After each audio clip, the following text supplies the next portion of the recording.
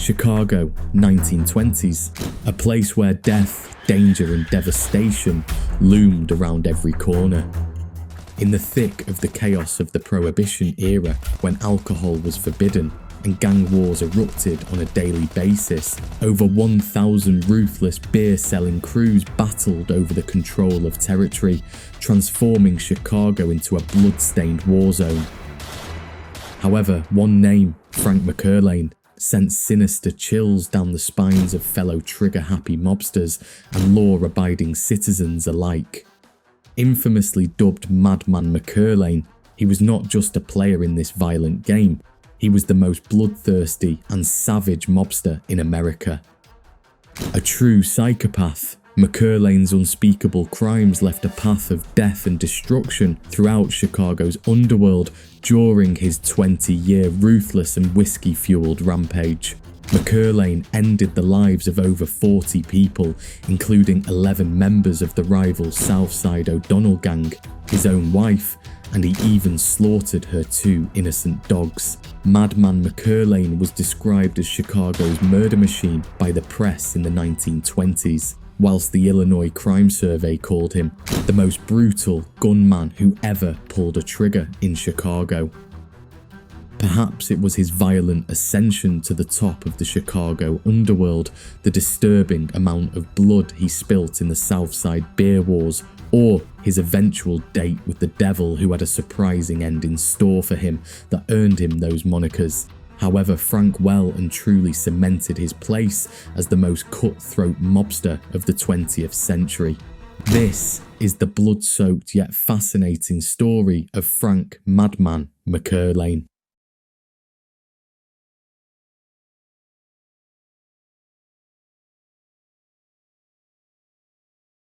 A crippling alcoholic, Madman McErlane was loved by no one, liked by a few, and feared by all. In one of his 11 relentless assassination attempts to take out his bitter rival, Spike O'Donnell, McErlane was credited with being the first gangster to use a Thompson submachine gun in the city that made the weapon world famous. This prompted both the Chicago police and omnipotent Chicago outfit boss Al Capone to incorporate the Tommy gun into their organizations to protect themselves from the ruthless and unstable madman. His mental state was often discussed in the press. He once walked down a Chicago street minutes after biting his sister during a fight, having been on the booze all day, and began firing his Tommy gun at imaginary gangsters he thought were trying to kill him, which, as you can imagine, terrified everyone in the vicinity. Cold-blooded killers like Al Capone, Deanie O'Banion, Bugs Moran, and Jaime Weiss were all walking the streets and would kill for fun, but Frank McErlane rose above them all to snatch the crown of the most feared gunman in Chicago.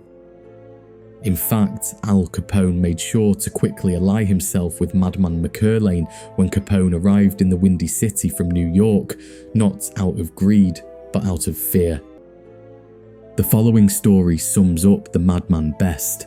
On May 4th, 1924, McErlane was drinking in a Crown Point, Indiana saloon with 2 fellow bootleggers. After a skinful, McErlane would frequently slip into alcoholic psychosis, and with each shot of whiskey the men necked back, Frank's face would grow redder, which usually would send apprehension throughout his drinking partners. On this night, his company egged Frank on to demonstrate his legendary marksmanship abilities. The madman picked a random target at the other end of the bar and, with pinpoint accuracy, killed him with a single pistol shot through the temple. Not one of the 30 people drinking in the bar at the time would squeal Frank's name to the police, but both his drinking partners would be sentenced to life for the murder, despite the fact they didn't lay a finger on the slain man. How Frank became such an unhinged, trigger-happy murderer who seemingly enjoyed killing starts with his early life. Frank Sebastian McErlane was born on February 8, 1894 in Chicago, the first child of Irish immigrant John McErlane and Chicago native Maggie, who had been married for around 6 months at the time of his birth. Frank was subjected to strict punishment from his father John during his early years, which planted the seeds of how he became the most savage gunman in the city. John McErlane made the decision to immigrate to America 10 years before the birth of Frank. A native of County Antrim in the northeast corner of Ireland, he was 22 in October 1884 when he boarded the state of Nevada ship from the town of Larne, bound for the United States of America. The decision to leave the Emerald Isle was a daunting one. He was leaving behind his family and everything familiar to start anew in an unfamiliar land. Ireland was still impacted from the Great Famine 20 years earlier, and employment was scarce. Like so many, John shared tight, bare-bones quarters with other hopeful Irish immigrants seeking a fresh start in the Promised Land. When his ship finally docked at Castle Clinton in Manhattan's Battery Park, 3 weeks after setting sail, John and his fellow Irish hopefuls hurried down the gangplank to face inspections by immigration officials, checking for contagious diseases and other health concerns, which was customary for new settlers at the time. John soon realised that his future lay far to the west, about 800 miles away, in a city that had transformed from a small lakeside village to a bustling urban centre in just a few decades. By the time of John's arrival, Chicago, incorporated only 47 years earlier, had already grown into the largest city in the Midwest. It was a booming hub for manufacturing, shipping, and railroads, drawing people from across the country seeking work in the city's fast-growing industries, factories, foundries, mills, and slaughterhouses. Even the devastating Great Chicago Fire of October 1871, which reportedly began in a barn owned by the mother of Frank's future fellow mobster, Big Jim O'Leary, hadn't slowed the city's relentless growth. The fire had destroyed a large portion of the city and claimed around 300 lives, but Chicago rebuilt quickly. Yet, as with any rapidly expanding metropolis, the city's explosive growth brought a rise in crime alongside its prosperity. In its early years, Chicago relied on a weak city watch until 1855, when the anti-immigrant Know Nothing Party created an 80-man police force composed entirely of American-born party members. Virgil Peterson of the Chicago Crime Commission later noted that this political influence weakened law enforcement, a trend that continued as corruption took root.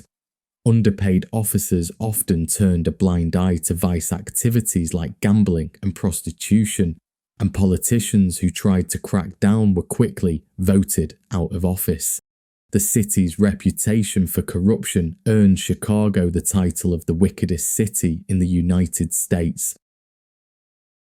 When John McErlane arrived in Chicago, the city had 600,000 residents and was expanding rapidly.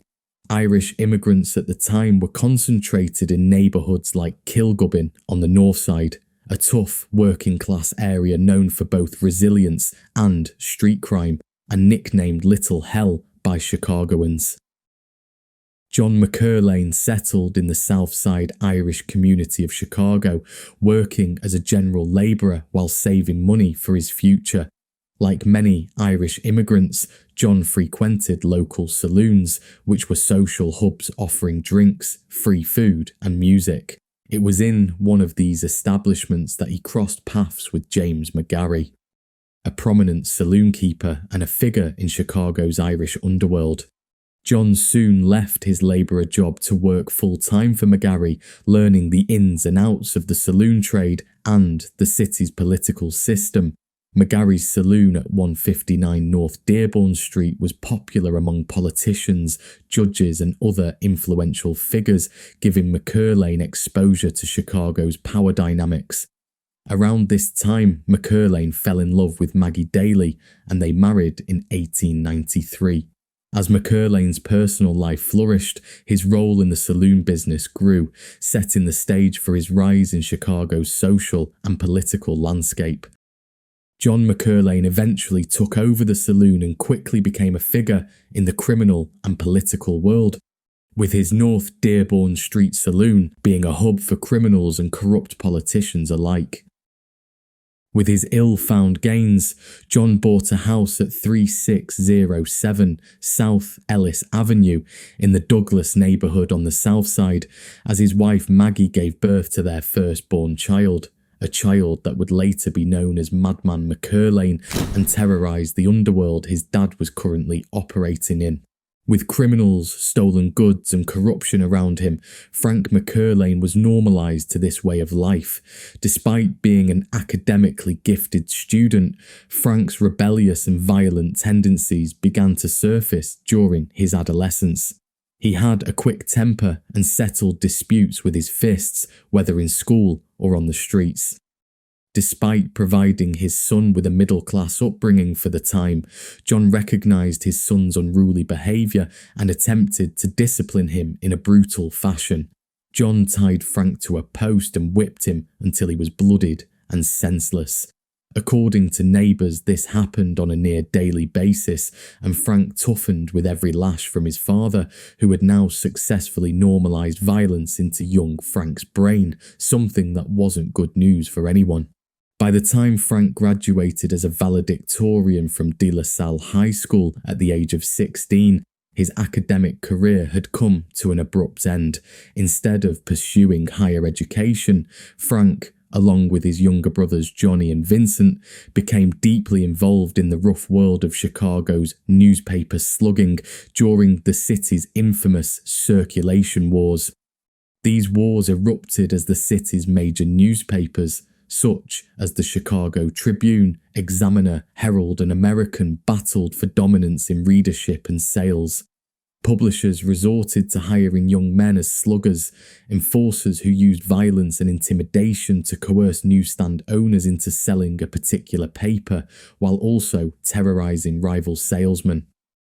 Frank and his brothers found employment with the Chicago American. They worked alongside notorious sluggers like Murray Humphreys, who would later rank highly in Al Capone's Chicago outfit, and a tough Irish-American named Deanie O'Banion, who would later head up the gang who controlled the north side of the city. Frank became embroiled in this violent industry, spending his days strong-arming rival newsstand owners, intimidating or assaulting them into stocking the Chicago American. When persuasion failed, he resorted to outright terrorism, beating competitors and even attacking innocent bystanders caught reading rival papers. His exposure to the corruption and street brawls that accompanied the newspaper wars undoubtedly shaped his future as one of Chicago's most ruthless gangsters. This environment, combined with the brutal discipline of his father, turned Frank into a hardened, fearless figure, one who would later rise to prominence in the city's violent underworld. Among the various violent incidents linked to Deanie and Frank's slugging gang, one notable episode involved Frank losing his temper and firing at a Madison Street streetcar. Frank's trigger was simple. He noticed that none of the passengers were reading the American newspaper. That was likely the first time Frank had used a pistol, one that Deanie had supplied for him, and sparked his love of firearms. Frank continued using his pistol against other slugging gangs in what became known as the Circulation Wars, and these wars resulted in the deaths of around 24 individuals and served as a brutal training ground for young Frank. By 1911, Chicago boasted a population exceeding 2 million, solidifying its status as the largest and most prosperous city in the Midwest. At 17, Frank was fully taking advantage of the new opportunities that the growing city offered. By this time, he had reached his full height of 5 feet 8 inches, sporting a stocky, muscular physique. With a thick shock of dark brown hair, full lips, and a pale complexion, Frank was considered handsome at first glance. However, many failed to see the inner turmoil reflected in his clear blue eyes, and when he turned 18, a year after finding his first love in his trusty pistol, he found his second and one that would have a drastic effect on the rest of his life. The exact moment Frank McErlane took his first drink is lost to history. He may have had a taste or two in his father's saloon as a child, but by his late teens, he was known for his heavy drinking. McErlane became infamous for his binge drinking, which visibly altered both his appearance and demeanour. His typically pale face would flush an angry red, his bright blue eyes would grow glassy, and his temper could quickly escalate into verbal and physical outbursts. In hindsight, it appeared that an inner beast was unleashed within Frank whenever he drank. He became a regular at saloons and pool halls along 31st Street and Cottage Grove Avenue. Frank's preferred hangout was the Pickwick Club, a notorious dive that served alcohol around the clock, frequently erupting into drunken brawls and the occasional shooting. This was nothing Frank wasn't used to, having spent a lot of time around his father's saloon growing up. Frank met many like-minded young men during this time, and his circle consisted of about a dozen Southside thugs who frequented the same rough dives Frank did. The most notorious among them was Robert Webb, a 19-year-old roughneck with multiple arrests for assault, burglary, and carrying concealed weapons. Webb had spent a significant portion of his youth incarcerated at the infamous Bridewell Prison and the Illinois State Reformatory, his exploits having featured in the papers that Frank was currently influencing sales of. The press often referred to Robert Webb as Teddy, as Webb was charismatic, well-dressed, soft-spoken, but incredibly tough.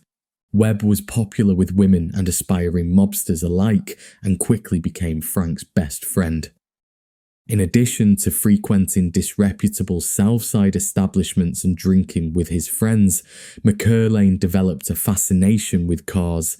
This advent of the automobile captivated the residents of Chicago, even though they remained out of reach for many. Frank distinguished himself among his peers by learning to drive at a young age, a skill that would prove invaluable. For those without a car, garages across the city offered rentals to trustworthy individuals. When Frank and his friends had enough money, they would rent a vehicle and joyride around the South Side, attending dances and sporting events in style. When funds were low, they resorted to stealing cars, leading Frank McErlane to discover a new calling as an automobile thief, a profession he would become prolific at.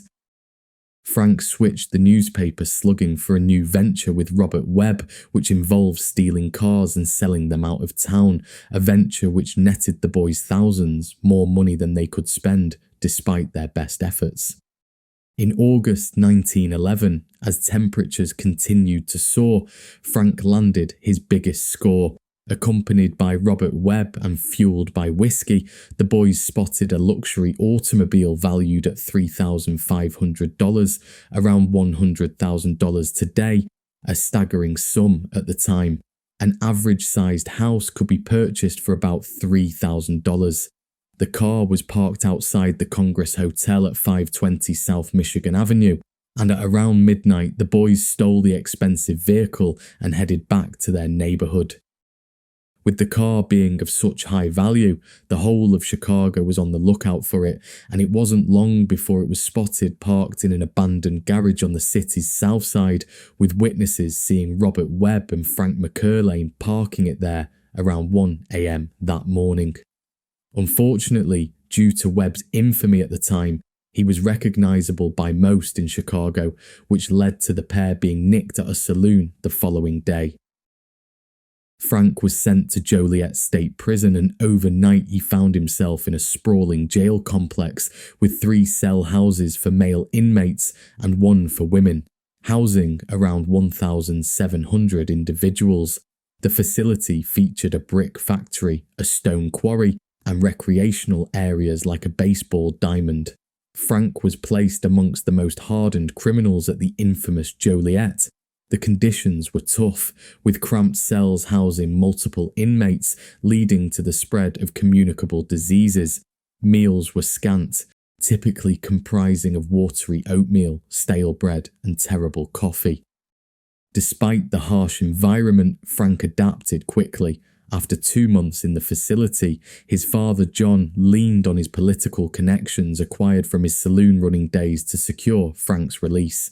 In October 1911, just 2 months into a 6-month sentence, Frank was released. This experience highlighted the extent of political influence in Chicago, a lesson that would leave a lasting impact on Frank's future endeavours. Frank's release from prison did little to reform his behaviour. Within no time, he was back in Douglas, hanging out with Bob Webb and the rest of their crew. They roamed the streets of Chicago, often cruising the Loop, looking for cars to steal. What began as petty theft gradually escalated into more serious crimes, including burglaries and armed robberies. Frank was arrested 2 months later for stealing a car from in front of the old Colony building. As a repeat offender, he was sentenced to a year in the Bridewell. Frank spent his 18th birthday behind bars, doing hard labour, hauling bricks, and building relationships with dangerous men. Despite his medium height and stocky build, McErlane had to prove his toughness in prison, earning respect and confidence by defeating challengers in hand-to-hand combat. His time in the Bridewell cemented his path towards becoming a hardened criminal.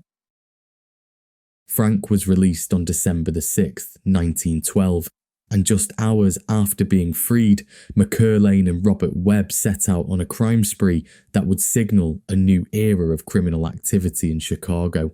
They began with a robbery at the San Francisco restaurant on East 61st Street. At around 10:15 p.m, they ran into the restaurant armed with revolvers and robbed the cashier at gunpoint, taking $16 before fleeing. It was a modest haul, but the night was far from over. Their next target was a deli in Washington Park, where the proprietor tried to resist. During a scuffle with the deli owner, Frank shot him in the shoulder.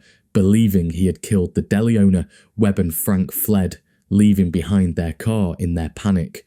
Despite the shooting, the robbers pressed on with their crime spree, hitting an ice cream parlour on East 43rd Street. They stole $50 from the register, murdered the owner, and stole his car before driving to a garage and trading the car for cash, before vanishing into the night. As news of the auto bandits spread, the police were alerted to be on the lookout for Frank and Webb and their dark touring car. This wave of crime, in which automobiles were used to quickly move from one heist to the next, represented a shift in Chicago's criminal landscape. The increase in car ownership gave criminals new tools for evasion and speed, and the Webb crew was one of the first to take full advantage of this. Their haul on December 6 amounted to a mere $82, which barely kept them afloat, but the thrill of living outside the law and the lure of easy money kept McErlane and his gang going. By January 3, 1913, McErlane and his gang were preparing for a heist that would top all their previous crimes. After stealing a car outside the Royal Insurance Building on Jackson Boulevard, Frank, Webb and the gang spent the afternoon drinking beer and whiskey at their pool room hideout. As the winter evening descended and snowflakes began to fall, they made their way to the Loop, where their target, a jewellery store on Clark Street, awaited. Frank, Webb and the crew leapt out of their stolen car. They each hurled a brick wrapped in newspaper through the display windows. In under 2 minutes, they grabbed $1,200 worth of diamonds and hurried back to the car. However, the robbery did not go unnoticed. Pedestrians and patrons of a saloon across the street witnessed the entire event, alerting 2 local policemen who pursued them in their own vehicle. An audacious gunfight followed between the 2 factions, of the like Chicago hadn't seen before, and 1 policeman was struck in the abdomen before Frank and his crew fled. The daring heist and violent gunfight in the heart of downtown Chicago made front-page news. The officer survived his injuries, but the city was stunned by the brazenness of the crime. The Chicago Police Department scrambled to catch the McErlane and Webb gang, and it wasn't long before Frank was picked up at another saloon, having indulged in too much whiskey, and began blabbing his mouth off about the gunfight. McErlane remained silent, confident that his father's political connections could once again help him escape serious charges. Yet, when Bob Webb shot and killed Detective Peter Hart during a failed police sting on January 20th, everything changed. Webb's killing of a police officer made him the most wanted man in Chicago, and the McErlane-Webb gang quickly began to unravel. Webb fled, and other members of the crew, fearing for their own fate, started talking, detailing crimes and implicating associates. As the heat closed in, even McErlane began to realise that this time his father's influence might not be enough to save him. In March 1913, Bob Webb was convicted for the murder of Detective Peter Hart, narrowly avoiding the death penalty and being sentenced to life in prison instead. Meanwhile, Frank McErlane refused to plead guilty and insisted on a jury trial. He was charged with the robbery of the jewellery store. Due to his prior offences and the overall severity of the Webb gang's activities, he was sentenced to 1 year to life in prison. Given his young age, McErlane was sent to the Illinois State Reformatory instead of Joliet. Despite this, any hope that sentencing McErlane to a reformatory prison would permanently remove him from the streets would soon prove to be wishful thinking. After 3 years behind bars, it seems the prison stint had turned McErlane even more violent and unstable. He was released in 1916 and wasted no time returning to his violent ways. On the very night of his release, he stole a car belonging to 19-year-old single mother Grace Little, who was still inside when he took it. Her terrified screams drew the attention of a nearby police officer, who gave chase. As the officer closed in, McErlane calmly rolled down the window and fired his trusty revolver, killing a police officer instantly with a shot to the head. After speeding away, McErlane eventually dropped Grace off in a south side suburb. Terrified but unharmed, Grace immediately reported the crime to the police and later testified in court, identifying Frank as the murderer. This brutal act solidified McErlane's reputation as a remorseless killer. At just 22 years old, McErlane seemed to have hardened beyond redemption. This time, he was sent back to the hardest of prisons, Joliet, and would remain there for at least the next 5 years. During his time at Joliet, conditions had begun to improve slightly. Striped uniforms had been abolished and the rule of silence was relaxed. Plumbing was slowly being added to cells and a work farm was being built nearby. However, none of these changes softened McErlane. Instead, he used his time inside to refine his combat skills. He learned how to crush a larynx with his hands, gouge out eyes and inflict devastating injuries in hand-to-hand fights. Joliet had turned McErlane from a hardened criminal into something far more dangerous, a cold-blooded psychopath. When McErlane was finally released in 1921, he stepped into a Chicago that had transformed dramatically. The 18th Amendment had been passed in January 1920, which prohibited the sale, production and transport of alcohol, also known as Prohibition. The city was now the epicenter of Prohibition-fueled bootlegging, and the criminal landscape had shifted into a volatile battleground between rival gangs. The son of a saloon keeper, Frank sought to capitalize on Prohibition, just as many aspiring gangsters did in the early 1920s. He introduced himself to Walter Stevens, a figure whose complexities rivaled his own.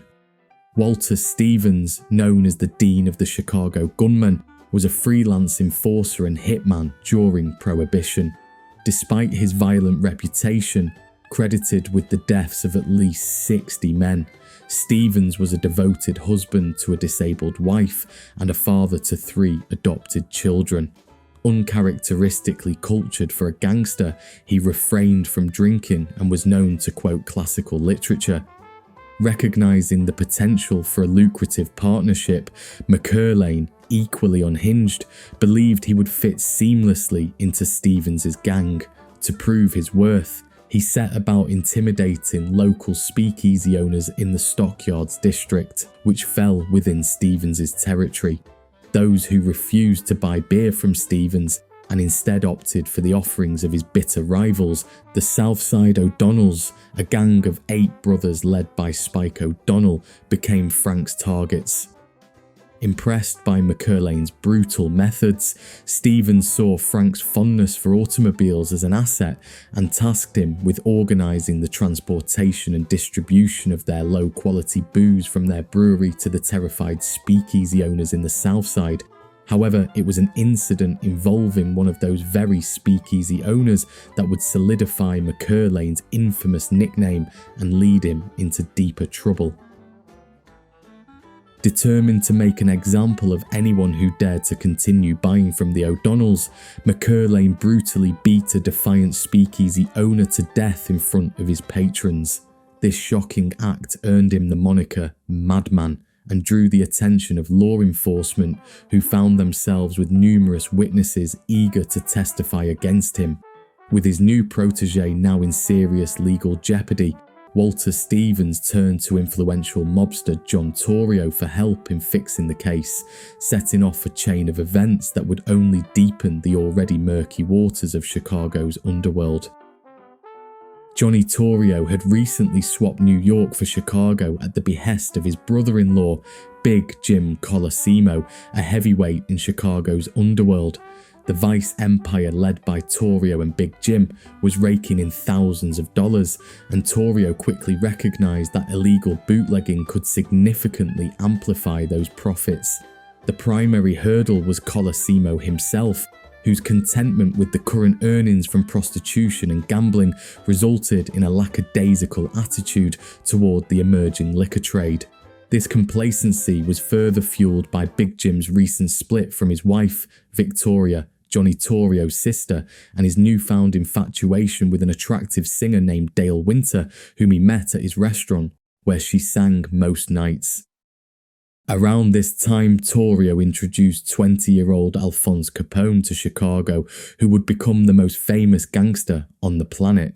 Upon his arrival, Capone took a bouncer position at the Four Juices brothel at 2222 South Wabash Avenue, conveniently located just a block south of Colosimo's restaurant headquarters. As spring 1920 unfolded, it became evident that the complacent Big Jim was still dragging his feet on, expanding into the lucrative bootlegging business. Big Jim's complacency came to a sudden halt on the afternoon of May 11th, 1920, when he was shot dead in his own restaurant. With Big Jim's death, Torrio wasted no time diving headfirst into the bootlegging business. He quickly acquired not only the Malt Maid Brewery, but also a stake in the Seaburn Brewery on the near north side and full ownership of the Puro Products Company in suburban West Hammond. Torrio aimed to organise Chicago's gangs into a cartel, dividing the city's liquor-selling territories based on pre-existing lines, an arrangement that both Walter Stevens and Frank were eager to join, as, despite their strong position in the liquor trade, they had yet to streamline their operations into a cohesive and efficient business. Torrio smoothed over Frank's legal troubles using his political connections, and as far as the madman was concerned, it was business as usual. Some Chicago gang leaders were also willing to align themselves with Torrio at this early juncture, while others, such as Southside gangster Spike O'Donnell, flatly rejected the idea. O'Donnell controlled a significant portion of the Southside beer market and was unwilling to be dictated to by anyone. In a bid to undermine O'Donnell, Torrio shifted his focus to an ambitious upstart Southside bootlegger who had recently fallen out with Spike in early 1922. This tough saloon keeper was determined, capable, and hungry, making him a prime candidate for Torrio's cartel. With this bootlegger's territory adjacent to Walter Stevens's, the Stockyards beer boss initiated feelers for an alliance, ultimately pairing up with the man who would become the closest associate of Frank's throughout his life, Joe Saltis. Joe Saltis controlled Chicago's back-of-the-yards neighborhood. He had initially started off working for Spike O'Donnell in 1920. However, after a falling out with Spike in the winter of 1922, Saltis chose to venture out on his own, seizing the opportunity to take control of local saloons. He initially attempted to transport beer from Warsaw, Wisconsin, but the logistical challenges proved impractical. Recognizing the need for a reliable local supplier, Saltis was offered a chance to join Walter Stevens' operation, gaining access to needle beer supplied by Johnny Torrio, along with the necessary police protection he needed to operate. Realizing the immense potential of this deal, he accepted. Understanding that the O'Donnell gang was significantly more powerful, Saltis knew he would require assistance to hold on to his territory. This is where Walter Stevens came into play. He introduced Saltis to Frank McErlane. Joe Saltis quickly ascended the ranks of the Stevens gang, which inspired many tough individuals from his back-of-the-yards crew to join their ranks. The Madman and Saltis developed a strong camaraderie that greatly benefited their new cartel. Frank soon began to earn more money than he ever had before, marking a turning point in his life at the age of 28. He embraced his newfound wealth by dressing in expensive suits and custom-tailored overcoats. The back-of-the-yards district, Joe Saltis' territory, which Walter and Frank now had their fingers in, was home to over 300 saloons, all in need of a steady beer supply. Within a year, the Stevens crew was reportedly supplying local saloons with an average of 400 barrels of beer per day, generating an impressive profit of $20,000 daily. Most saloon owners in the back of the yards were aware of Walter Stevens and his gang's reputation, making them likely to buy their beer from the Torrio-supplied source. For those stubborn enough to resist, however, a more aggressive approach was necessary. Frank McErlane was the gang's main enforcer, adept at both physical and psychological intimidation. His method involved sizing up potential targets and convincing difficult saloon keepers to switch suppliers. On such visits, McErlane would arrive unannounced, order beers, and then, in an act of intimidation, spit the drink back into the bartender's face, angrily declaring it undrinkable. The terrified bartender would then be interrogated about his beer supplier, after which Frank would propose a new arrangement, threatening dire consequences if payments were not made on time.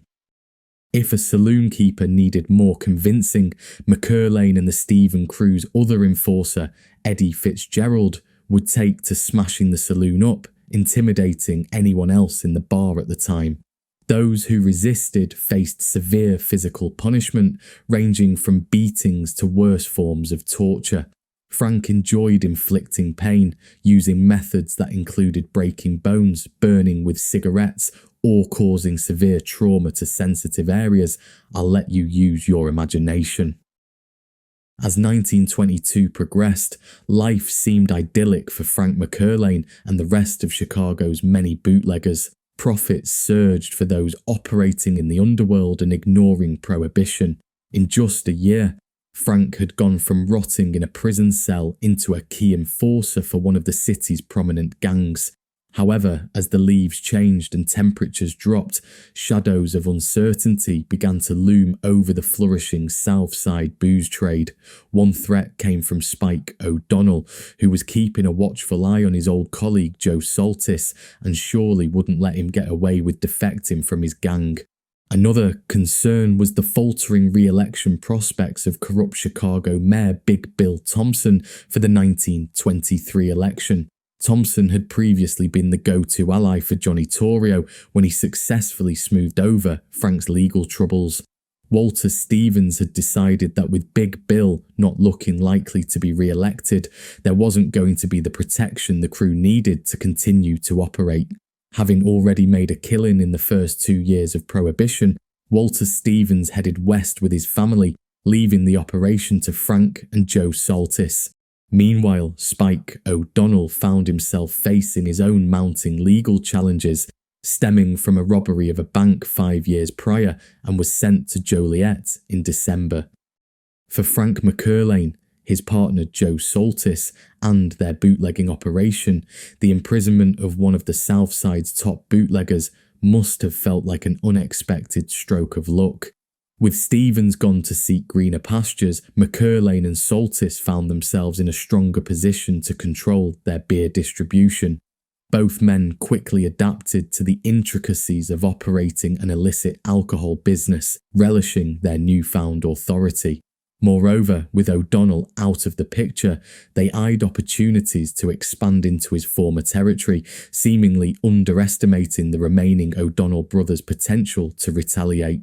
As the new year of 1923 approached, McErlane and Saltis, like sharks sensing blood in the water, began encroaching on Spike O'Donnell's Southside territory.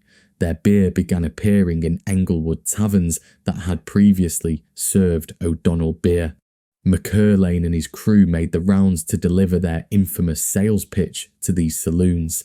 Meanwhile, friendly police officials who had previously supported the O'Donnells found themselves lured to the higher-paying McErlane-Saltis payroll, further enabling Saltis and McErlane expansion. They also started targeting O'Donnell beer trucks and hijacking their supplies. In response, the O'Donnells fought back with their own sales pitches in Frank and Joe's saloons. The O'Donnells began to persuade tavern owners to stock the superior tasting, authentic O'Donnell beer at $45 a barrel. Not to be outdone, McErlane and Saltis slashed their needle beer price to $40 a barrel, an adjustment the O'Donnells could not match, leading to a gradual loss of their market share. However, the absence of Big Bill Thompson was felt keenly when Joe Saltis was arrested for a murder connected to a distillery raid in Indiana years earlier. Despite strong objections from his attorney, Saltis was held without bail in the Lake County Jail as he awaited trial. Simultaneously, Spike O'Donnell was released from Joliet and returned to the Southside, but even his reappearance couldn't reverse the damage done by McErlane and Saltis's price cuts. Tensions between the two gangs further escalated when Frank led a raid on the Joliet Citizens Brewery, the main brewery owned by the O'Donnell gang. The O'Donnell crew retaliated by storming Frank and Joe Saltis's saloons, violently threatening owners to switch back to their beer whilst brandishing shotguns. Spike's second in command was his brother Steve, and he was particularly angered by Frank raiding their brewery. Frank and Joe controlled a notorious saloon at 2145 West 51st Street, run by a member of their crew called Ralph Sheldon. The O'Donnell gang, led by Steve O'Donnell, undeterred by the saloon's reputation, invaded on April 14, 1923. When Ralph refused to stock O'Donnell beer, they violently pistol whipped him, leaving him with severe skull fractures and on the point of death. They also beat the bartender to death after he tried to help Ralph. After making their mark, the gang downed whiskey and left. An injured customer called for an ambulance and Ralph survived. News of the attack reached Frank an hour later, forcing him to retaliate. McErlane, along with Eddie Fitzgerald, prepared for a showdown. Later that night, they ambushed the O'Donnell crew at one of their saloons, where the gang, feeling safe, was eating and drinking. McErlane's crew burst in with guns drawn. Walter O'Donnell, one of the younger brothers, boldly challenged them to fight outside. Before the challenge could unfold, Frank fired, causing the O'Donnells to scramble for safety. Frank fired another shot from his rifle, killing Jerry O'Connor instantly. As the surviving O'Donnells scattered, the madman and his crew vanished into the night. This was a significant blow to Spike O'Donnell. Jerry O'Connor was a formidable member of his crew.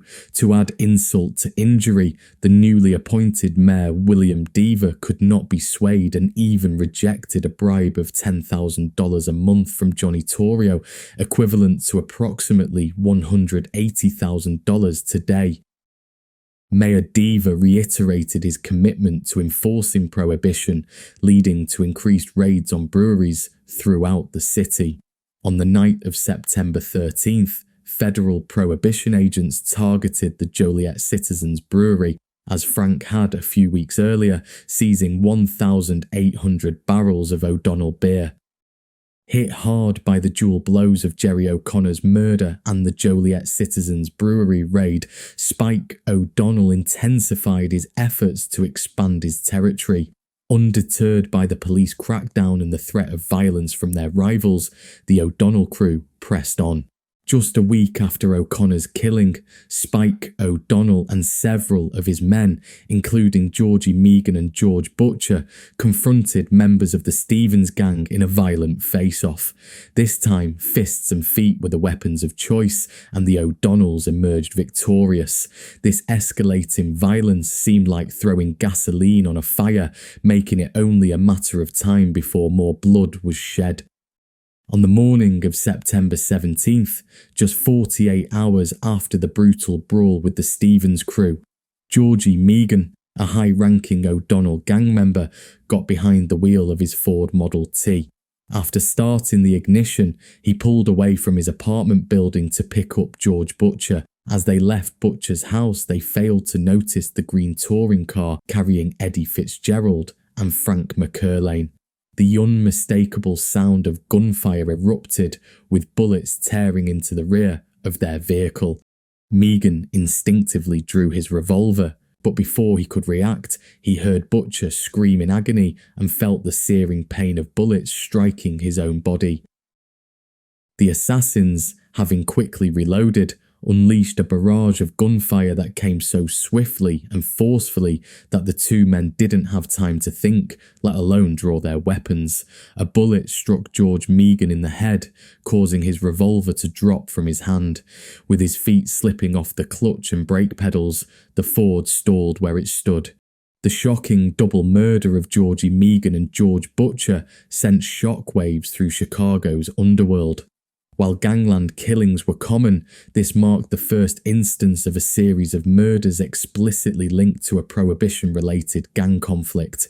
Although the police had not publicly announced their search for Frank McErlane, they were eagerly pursuing him. John Torrio's right-hand man, Al Capone, underwent thorough questioning, as did another Torrio gangster known as Big Bob McCullough. As October began, Frank McErlane continued to remain in hiding after the murders and, luckily for the crew, Joe Saltis was acquitted by the jury.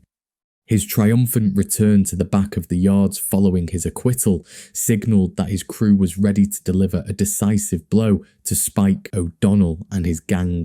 However, this was not meant to be, as Frank was arrested for murder just 48 hours later by the Chicago police, who believed they had finally cracked the Meagan Butcher homicide case. However, prosecutors could only gather sufficient evidence to charge Frank with conspiracy to commit murder, and he remained out on bail. As winter 1923 unfolded, the McErlane-Saltis crew intensified their efforts to distribute their booze in O'Donnell saloons, while strategizing to disrupt the O'Donnell gang's beer supply lines into Chicago. Growing increasingly confident, Frank informed his partner Joe Saltis that he would personally oversee this endeavour. The actions the madman was about to take would not only bring significant changes in the gang's leadership but also secure his place in the enduring legacy of Chicago gangland history. By December 1923, Spike O'Donnell and his organisation had been hit extremely hard. They had been rocked by 3 murders, and the feds had put the clamps down on their main brewery. While Spike was as tough as they come, he had never before come up against someone quite like Frank McErlane, the chief architect of all the violent misfortune his gang had suffered, and it wasn't going to stop anytime soon. On December 18th, 2 O'Donnell beer trucks were hijacked on the road between Chicago and Joliet, where Spike had a few smaller breweries. The occupants of one, William Shorty Egan and Thomas Keene, were shoved into a car with Frank McErlane and Eddie Fitzgerald, who drove. Shorty Egan miraculously survived what happened next and gave this chilling account. Pretty soon, the driver asked the guy with the shotgun, Where are you going to get rid of these guys? The fat fellow laughs and says, I'll take care of that in a minute. He was monkeying with his shotgun all the time. Pretty soon, he turns around and points the gun at Keene. He didn't say a word, but just let go straight at him. Keene got it square on the left side. It kind of turned him over, and the fat guy give him the second barrel in the other side. The guy loads up his gun and gives it to Keene again. Then he turns to me and says, I guess you might as well get yours too. With that, he shoots me in the side. It hurt like hell, so when I seen him loading up again, I twist around so it won't hurt me in the same place. This time he got me in the leg. Then he give me the other barrel right on the puss. I slide off the seat. But I guess the fat guy wasn't sure we was through. He let Maury have it twice more, and then let me have it again in the other side.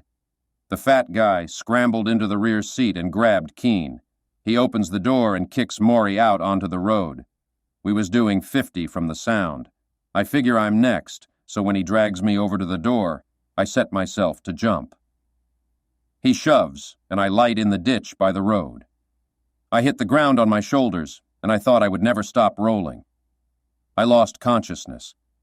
When my senses came back, I was lying in a pool of water and ice had formed around me. The sky was red, and it was breaking day. I staggered along the road until I saw a light in a farmhouse. The account was printed in the press and shocked the public. It seemed that Frank took pleasure in killing. Despite having nearly half his face blown off, Egan had amazingly lived to tell about his one-way ride. Frank was eventually arrested, but he beat both this case and charges in the double homicide of George Butcher and George Megan. Shorty Egan was called as a witness in court but could not find the strength to name Frank as the gunman, as around 12 hours earlier, Joe Saltis had shoved a revolver down his throat. Frank laid low during most of 1924, having nearly been indicted on 3 murders. Joe Saltis convinced him that he needed to take a back seat in the operation and the current war with the O'Donnells. The O'Donnells had endured nearly all the assaults in the opening episode of a relentless, ever-evolving struggle for dominance over beer-selling territories in Chicago's South Side. By the winter of 1924, however, hostilities had finally subsided. Both the O'Donnell and McErlane Saltis factions reached an agreement to respect each other's designated areas, with Garfield Boulevard serving as the crucial dividing line.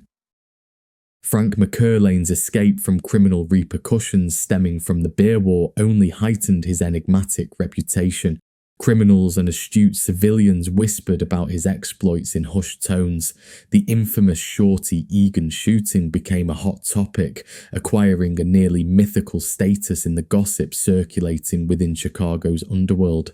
McErlane was increasingly labelled the father of the one-way ride, solidifying his fearsome reputation. During this period, McErlane moved into a penthouse suite at the newly built Southmore Hotel. His upscale residence offered sweeping views of Jackson Park, 63rd Street Beach, and the azure waters of Lake Michigan. Although he seemed to derive a twisted pleasure from inflicting pain and death, Frank still attended Mass every Sunday and carried rosary beads in the same pocket as his pistol. For close executions, Frank favoured a Colt automatic, along with his ever-present double-barrelled, sawed-off 12-gauge shotgun. When not engaged in violent acts, Frank often spent his free time drinking and wisecracking with McErlane Saltis crew members, and 1924 rolled on relatively peaceful for the madman. On Monday, November the 10th, Frank rose around midday, dealing with one of his regular hangovers.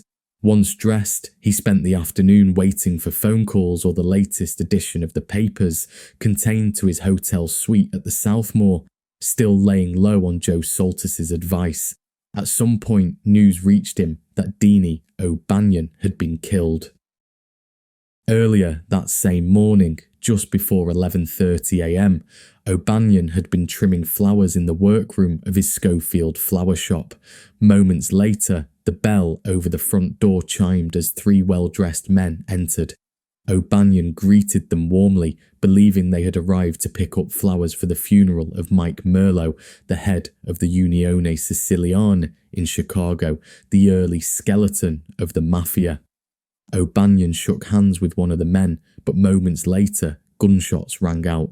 A porter rushed in to find O'Banion dead on the floor, and the mysterious visitors had disappeared.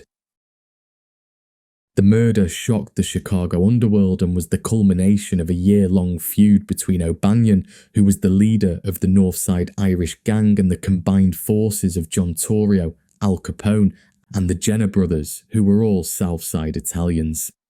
O'Banion had double-crossed Torrio by tricking him into buying the Sebum Brewery just before it was raided, setting up the mob boss for a mandatory jail sentence.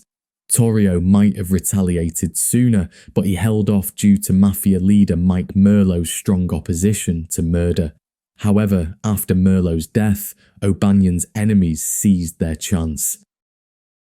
McErlane and Joe Saltis attended O'Banion's funeral on November 14th, and the murder appeared to sour their relationship with the Torrio-Capone alliance. McErlane, who had been a friend of O'Banion's since the two were newspaper sluggers, was upset. Growing up in an Irish-American environment, McErlane held no love for Italians and Sicilians, and Saltis shared the sentiment. Both had built enough power and wealth to start distancing themselves from Torrio's beer operations and sought self-reliance in the alcohol trade. By investing in their own breweries and distilleries, McErlane and Saltis were no longer dependent on Torrio. One of their first major moves in the new year was securing new liquor sources, whilst Frank organised the logistics. Their new ventures, however, didn't sit well with Ralph Sheldon, a member of the Stevens gang and a good friend of Al Capone, who soon broke off to form his own crew, taking several members of the Saltis McErlane gang with him. And this would be the start of another war for the Madman, one which he'd enjoy, with it being more bloody than ever. However, first the Madman had another score to settle. On the warm evening of September 25th, Spike O'Donnell was casually chatting with a policeman in front of a drugstore on the corner of 63rd Street. It was a pleasant autumn evening, and pedestrians strolled about, some shopping, others waiting for streetcars, enjoying the weather. Parked about 100 yards east of the intersection, a dark sedan sat idling, its occupants waiting. Inside, Frank McErlane peeked through the curtain of the right rear window, easily spotting O'Donnell's lanky figure as he stood talking. The intersection was well lit, making it easy for McErlane to lock his gaze on his target. 3 other men were with McErlane that night, and they were all there for one reason: to finally eliminate Spike O'Donnell. In the front passenger seat, Eddie Fitzgerald readied a double-barreled sawed-off shotgun, while Frank secured a drum magazine into his brand-new Thompson submachine gun. This, at the time, was one of only 3 Tommy guns in the city, and were purchased by the recently deceased Deanie O'Banion when he was out of town. He knew that his old pal Frank was having problems with the O'Donnells and sold him one, and Frank was desperate to use his new toy. He flipped the safety switch off and set it to full automatic, adrenaline starting to surge through him. Frank wanted to see O'Donnell's blood spill. As the car slowly pulled away from the curb, McErlane's excitement grew. He was eager for O'Donnell to not only die, but to know it was coming. Spike, standing with his back slightly to the street, was engrossed in his conversation with the policeman and a young newsboy hawking papers nearby. Oblivious to the approaching danger, Spike didn't notice the dark sedan as it crept toward him. Suddenly, a voice called out, "Hello, Spike!" O'Donnell spun around just in time to see the car bearing down on him with a sawed-off shotgun poking out of the front window. He caught a glimpse of McErlane's smirking face as Frank levelled the Thompson on the window ledge. Instinctively, Spike dove for the ground as the shotgun erupted in a flash of orange flame. A second later, the rapid, hammering sound of McErlane's Tommy gun filled the air. Neither Spike, the policeman, or anyone else at the intersection had ever heard a submachine gun before. The noise was unlike anything they'd encountered, a sharp, rattling staccato that sounded more like a construction tool than a weapon, and it was later nicknamed the Chicago typewriter. O'Donnell, dazed but unhurt, pulled himself up from the ground. The attack had been so sudden, so foreign, that no one quite knew what to make of it. A line of bullet holes found below the drugstore windows told the real story, and shell casings at the scene confirmed it. Spike O'Donnell had survived the first ever submachine gun attack in Chicago. Frank, on the other hand, was left frustrated. His shot had missed its mark. Reflecting on the ambush, Frank realised that his shouted greeting had tipped off O'Donnell and given him enough time to react. The attack also proved that shooting a Thompson from a moving car wasn't as easy as he had imagined. Determined not to make the same mistake again, McErlane vowed that next time his target wouldn't see him coming and he wouldn't miss. With O'Donnell now on high alert, McErlane and his crew shifted their focus to the newly formed Ralph Sheldon gang, who had been eating away at their territory. Their next plan of retaliation was already taking shape, and the target might not be Spike, but someone else who had crossed them.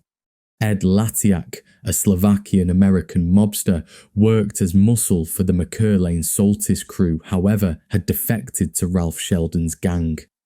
Around 10 p.m. on October 11th, a slightly drunk Latiak confided in a friend saying, "I hear Joe Saltis and that mob say they're gonna knock me off. I don't believe it."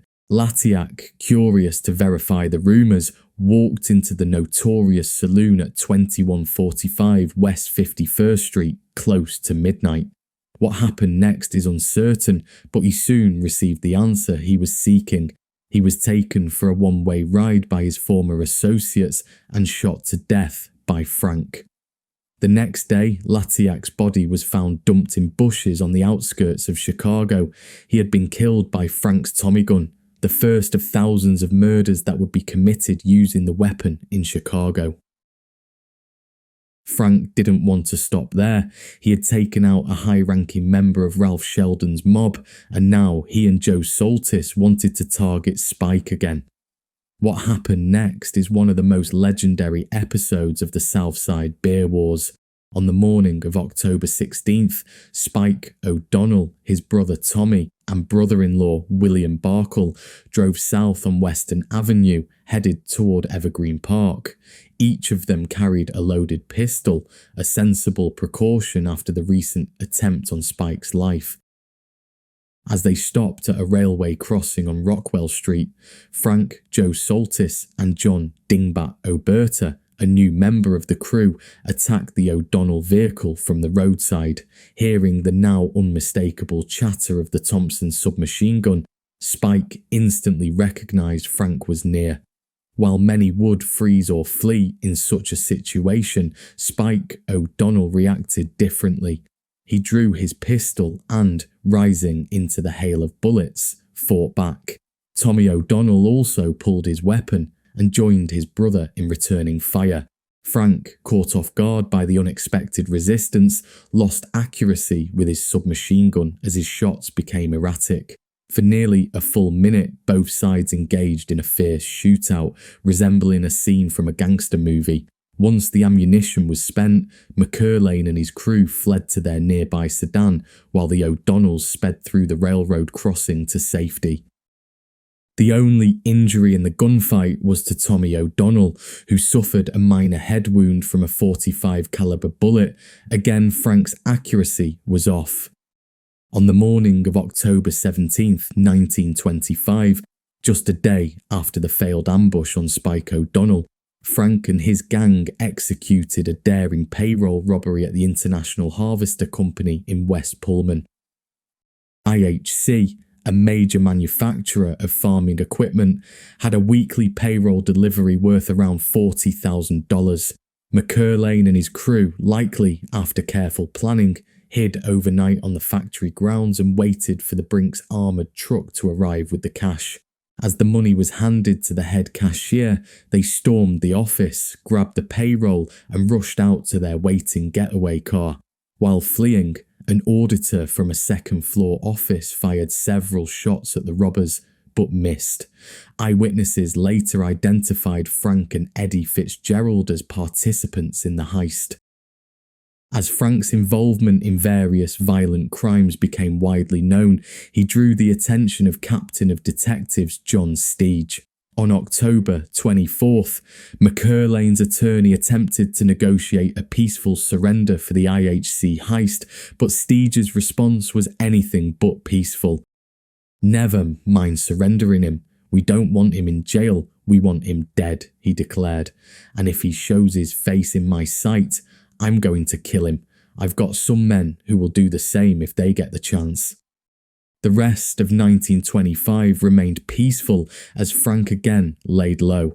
However, the ongoing tit-for-tat killings among the McErlane-Saltis mob, the Southside O'Donnells and Ralph Sheldon's gang spiraled out of control in 1926, resulting in an alarming toll of 87 deaths, a direct result of the Southside beer wars. Bodies piled up throughout the streets, and with the spread of Tommy guns, nearly everyone became a potential shooter in the increasingly violent turf war. The violence reached a climax with the murder of Mitters Foley, the second in command of Ralph Sheldon's mob. McErlane had spotted Mitters on the corner of 65th and Richmond Streets whilst collecting profits from speakeasies and happened to drive past.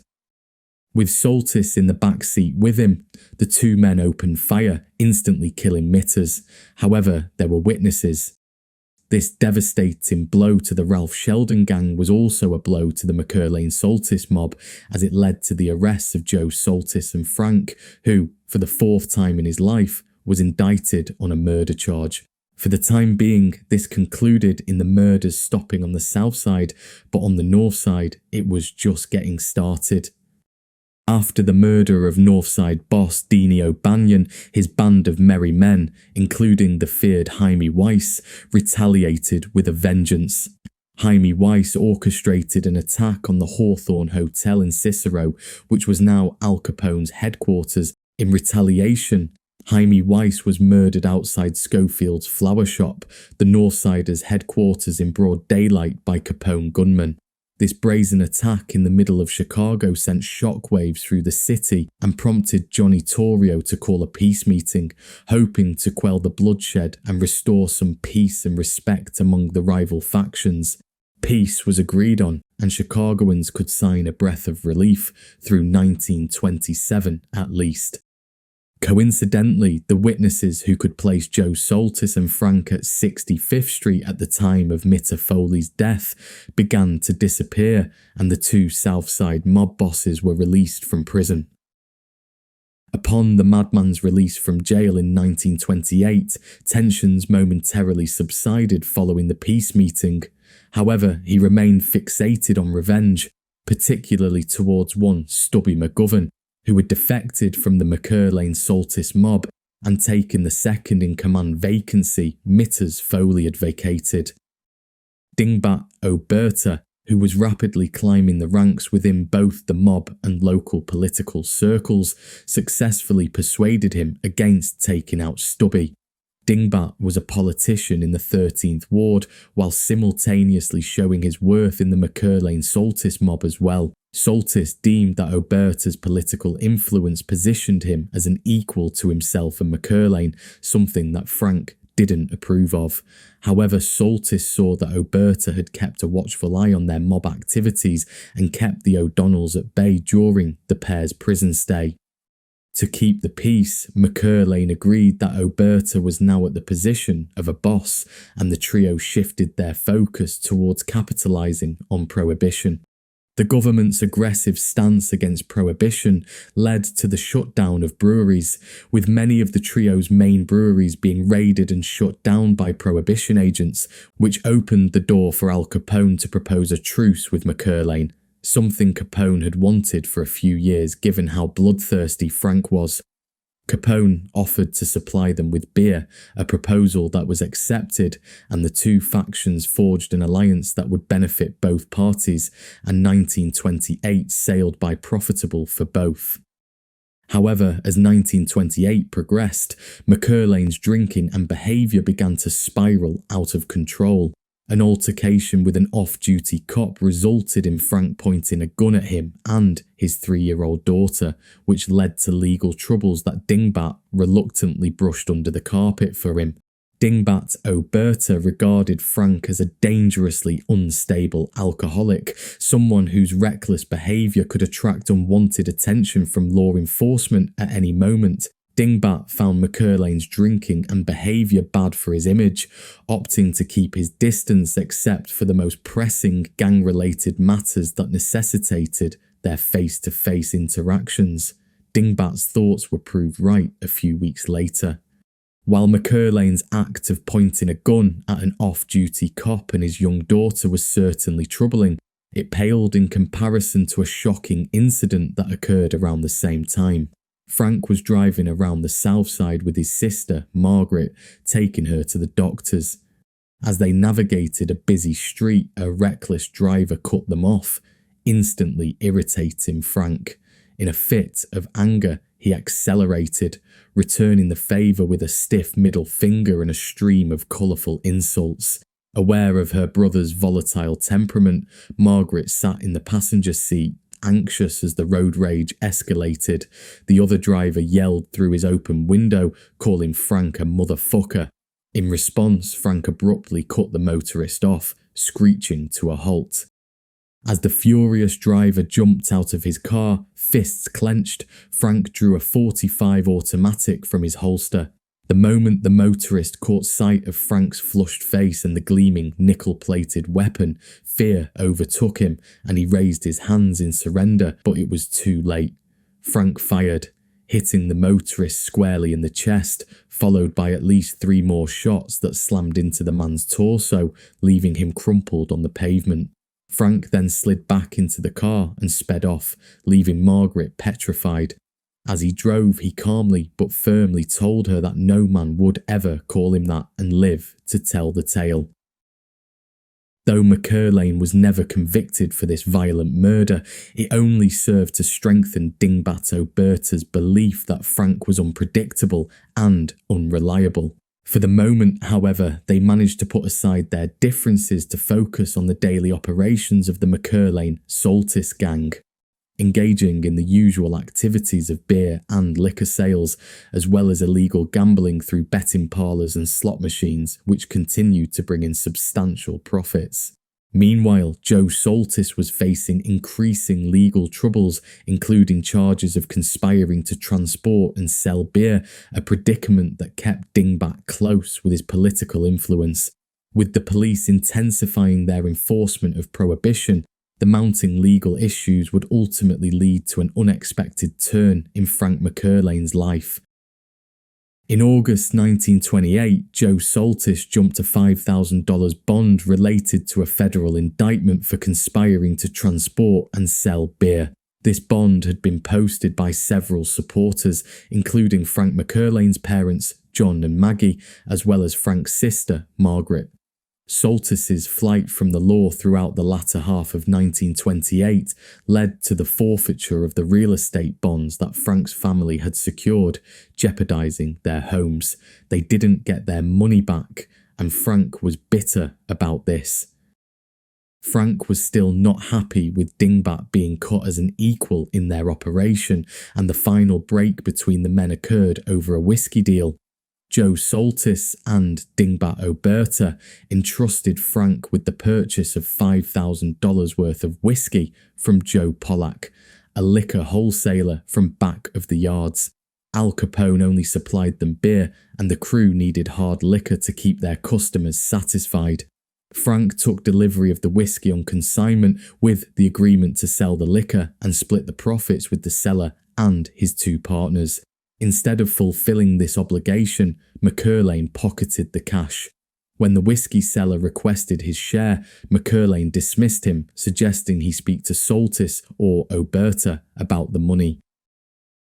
Both Saltis and Oberta eventually confronted Frank regarding the botched deal, only to be met with derisive laughter. Saltis was more hurt by the betrayal than anything else, possibly realising that the $5,000 McErlane had taken was equivalent to the forfeited bond that threatened his family's homes. Consequently, Saltis and McErlane mutually agreed to part ways, while Oberta cursed McErlane and vowed revenge, prompting Frank to laugh even harder as he exited the scene. In a surprising turn, Frank sought out Spike O'Donnell, a man he had spent nearly 5 years trying to kill. Both men shared a grudging respect born from their years of gang warfare. United by their identities as fierce Irish-American gangsters, neither wished to be under the thumb of Al Capone. Frank McErlane's defection to the O'Donnell mob significantly altered the dynamics of the Southside gangland ecosystem. Following Frank was his protege Walter Zwolinski, best friend Eddie Fitzgerald, and Lieutenant Eddie Kaufman. While violent gang wars raged across Chicago, Spike O'Donnell and his brothers managed to keep their liquor business relatively intact. The O'Donnell brothers owned numerous saloons and businesses strategically located throughout their home police districts, including Englewood, Chicago Lawn, Grand Crossing, Gresham, South Chicago, Burnside, Morgan Park, and the East Side. Much of their beer and liquor was transported through Steve O'Donnell's cartage company at 5401 South Wood Street, situated in what was technically Saltis territory. The garage became the scene for Dingbat's first revenge attack. On October 9th, 1928, Dingbat and Joe Saltis threw dynamite into the garage, destroying the building. Miraculously, no one was killed in the explosion, but both Frank and Spike were present and sustained injuries. After surviving another failed assassination attempt, Spike and Frank became increasingly vigilant about their personal security. In response, Joe Saltis and Dingbat Oberta were forced to rethink their strategies for dealing with their rivals.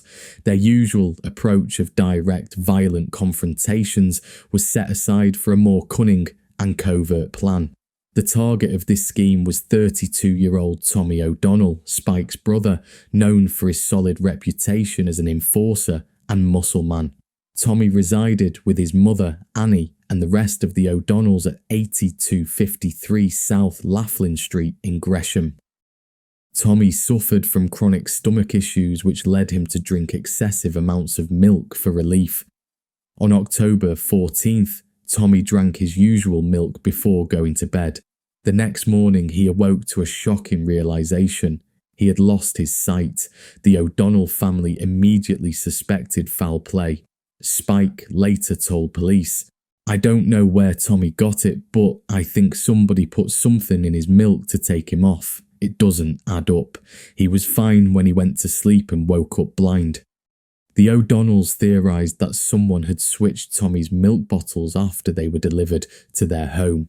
The sudden loss of Tommy's sight sent the O'Donnell family into a tumult of grief and rage, convinced that the Saltis Oberta gang was responsible for such a low blow.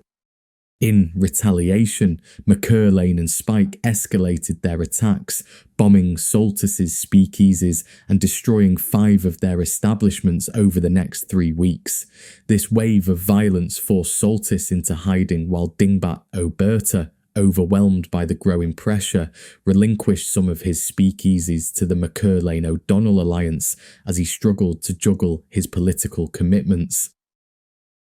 The year 1929 dawned with Chicago plunged into an icy grip. Temperatures dropped below freezing, and by nightfall on New Year's Day, the city was wrapped in a brutal single-digit freeze under a blanket of snow.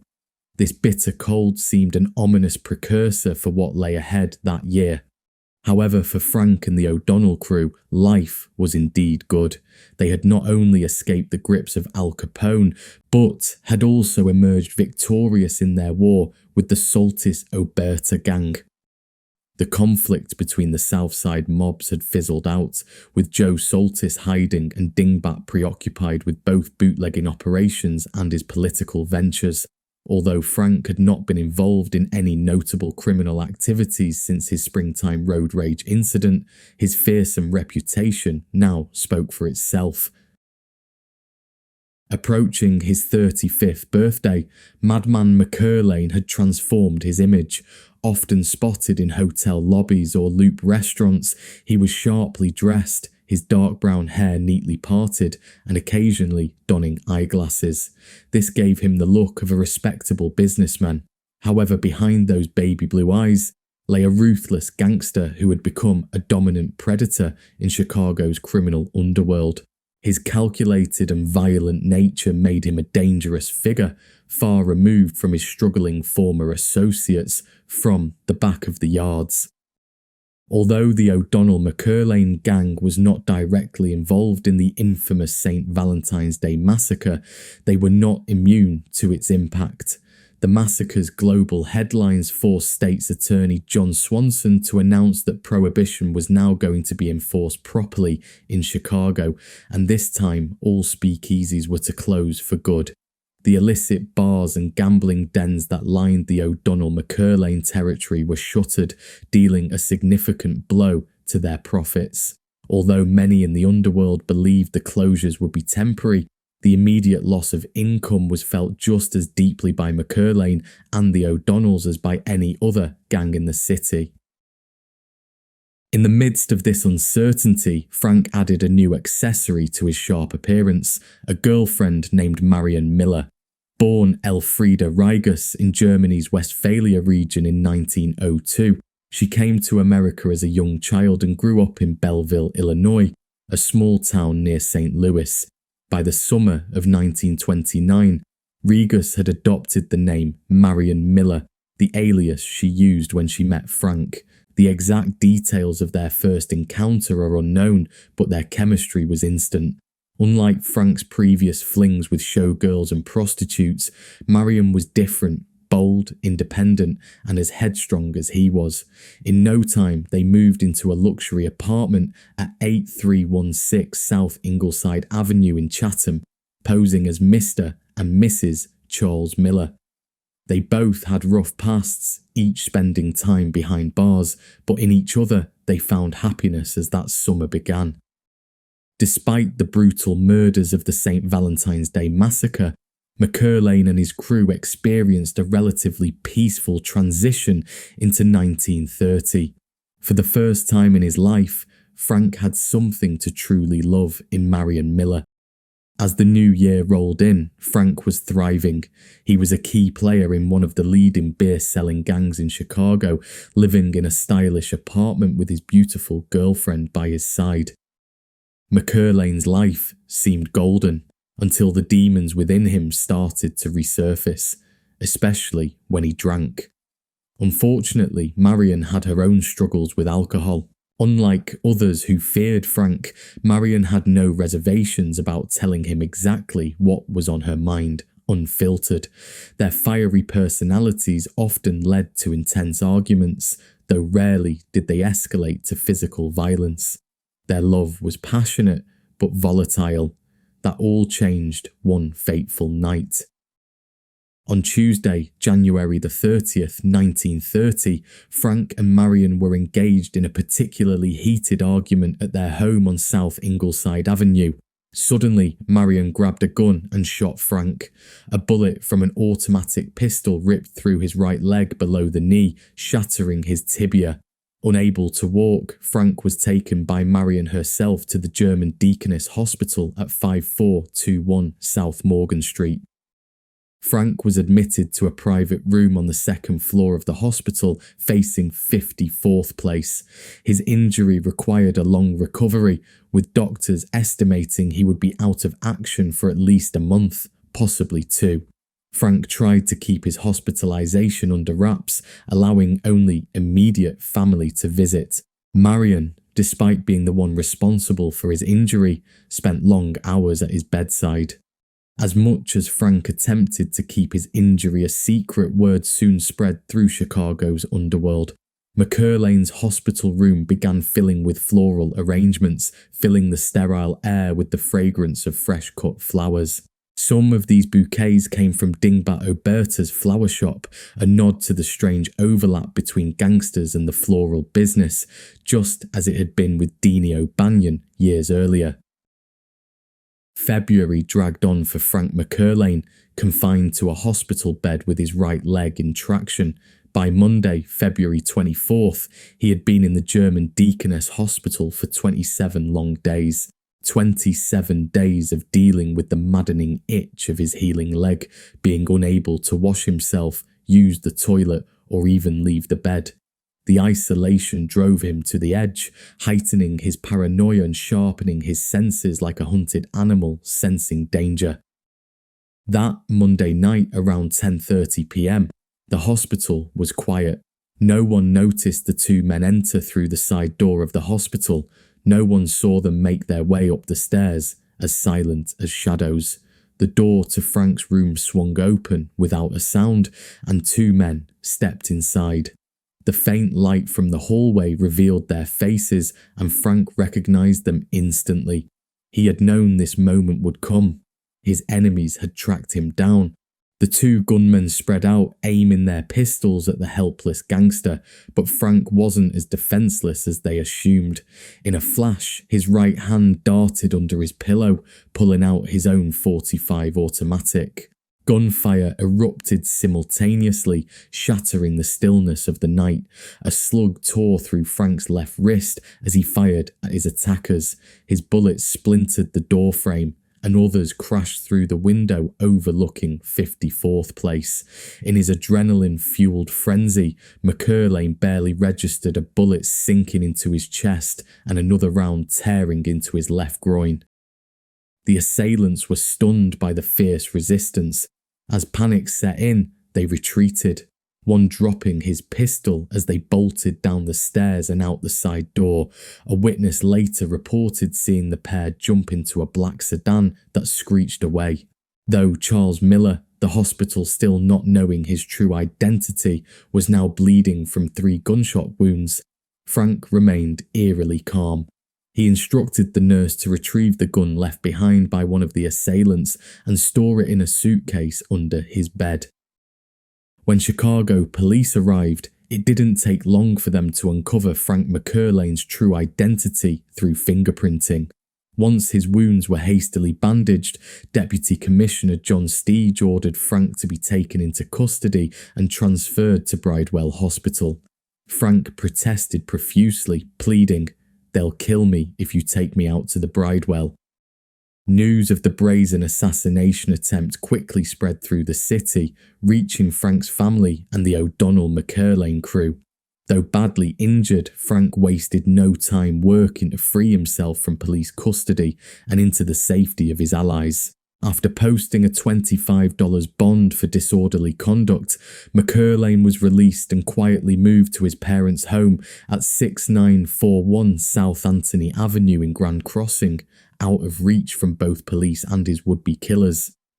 With Frank now safely tucked away in his parents' home, out of the reach of his enemies, an underworld doctor was able to successfully remove the bullets from his body. One slug had shattered Frank's left wrist, but the wound to his left groin was merely a graze. Though a .32 caliber bullet had penetrated his chest, it caused minimal damage and was removed without complications. Frank had been incredibly lucky. If that chest wound had been inflicted by a more powerful .45 caliber round, the outcome might have been fatal. Despite claiming to the police that he had no idea who tried to kill him in his hospital room, Frank knew exactly who was behind the attack. Dingbat Oberta had finally made his move after years of rivalry. The rage McErlane felt was unlike anything he'd experienced before.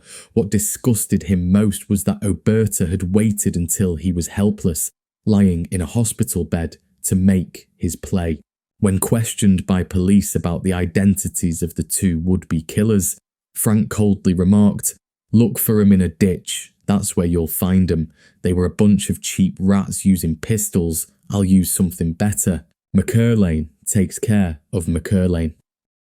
A little after 10 o'clock on the morning of March 5th, 1930, Dingbat Oberta left his home at 5544 South Richmond Street with his bodyguard and valet, Sam Malaga. It was Ash Wednesday and the winter morning was chilly but clear. Dingbat, impeccably dressed as always, was outwardly calm as he headed towards City Hall in his Lincoln limousine, driven by Malaga. Even though he had narrowly missed his chance to kill Frank, Dingbat knew better than anyone that his rival was still a deadly threat, even bedridden. That knowledge gnawed at him, and Oberta remained cautious, carrying 2 loaded guns, a .45 automatic and a cut-down .38 caliber revolver, his notorious belly gun. Despite his success in business and local politics, running the back of the yards and having muscled into various unions, Dingbat knew he was in serious danger. Frank McErlane was the most dangerous man in Chicago, and Oberta wasn't taking any chances. Yet, despite his preparations, what happened next would seal his fate. Later that day, Dingbat's lifeless body was discovered slumped forward in the front passenger seat of his car. Blood streamed from gunshot wounds to the left side of his head, his skull blown open, revealing brain tissue. His .38 caliber revolver, now spent, lay between his feet on the floorboards. Not far from the car, Sam Malaga's body protruded from a ditch, riddled with bullets. Both men had been shot at close range. Malaga had been hit by 4 bullets, one directly in the face. A grim struggle had clearly taken place inside the car. The Lincoln's interior dome light had been shattered by a bullet, and 2 shots from Dingbat's own gun had ripped through the rear seat fabric. Despite being armed with a fully loaded .45, Dingbat hadn't even had the chance to fire back before his killers took him down. The crime scene told a chilling story. Dingbat and Malaga had been lured into a trap by men they trusted, only to be overpowered and disarmed. The assassins had driven them out into the dark countryside of Cook County for a one-way ride, Dingbat's final ride. Malaga, the loyal bodyguard, had been forced into the back seat, while Dingbat was kept in the front because Frank feared disarming him too soon. As they made their way toward the remote ditch where their bodies were found, Dingbat must have known his fate was sealed. He had been on the other end of countless hits like this one, but now he was the one facing the barrel of a gun. Frank coldly dispatched 3 bullets into his brain, killing him instantly. Frank had now survived an assassination attempt while seemingly helpless in a hospital bed, coldly predicted to police that his attackers would end up dead in a ditch, and had followed through with his promise, killing his former associate Dingbat without batting an eyelid. Frank McErlane was now the most feared and savage mobster in Chicago. After appointing Jack Geiss, a saloon keeper and gangster from back of the yards, as his new second-in-command, Joe Saltis visited Frank McErlane at the McErlane family home. The recent murders of Dingbat Oberta and Sam Malaga had ignited a firestorm of police pressure, and Saltis sought to speak with his old friend. Though they had parted amicably in late summer 1928, lingering tension remained between the two. Adding to the friction, Chief of Detectives John Steege publicly claimed that Saltis had sanctioned Oberta's attempt on McErlane's life on February 24th. Despite Saltis's outward display of grief for Oberta's death, he was quick to make peace with McErlane, even offering the use of his newly built Wisconsin resort for Frank to continue his recovery away from the watchful eyes of the Chicago police. By the spring of 1930, the future looked bright for Frank McErlane. Frank and Marion Miller took a trip to the St. Louis area to visit her family and were married in East St. Louis on May 7th. Shortly after, the couple moved into a new brick bungalow at 7753 South Bennett Avenue in the South Shore district. McErlane also officially adopted Marion's 10-year-old son, Eugene, whom he sent to a prestigious boarding school in Oak Park. During this time, Frank's partner, Spike O'Donnell, was also enjoying a period of relative calm, as law enforcement pressure on the O'Donnell-McErlane mob remained minimal, aside from occasional minor arrests for booze or vagrancy. However, despite this outward stability, Marion noticed Frank's deteriorating mental health.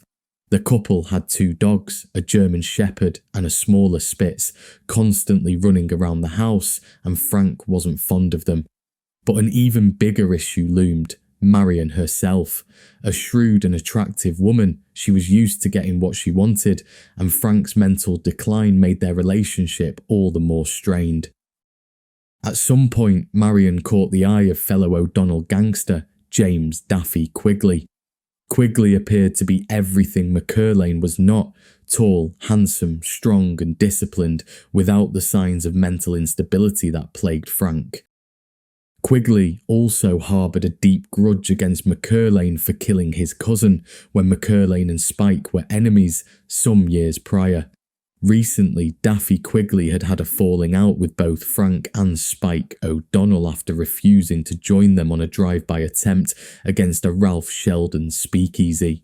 Marion and Quigley soon began an affair, a highly dangerous move considering Frank's fondness for torture and death.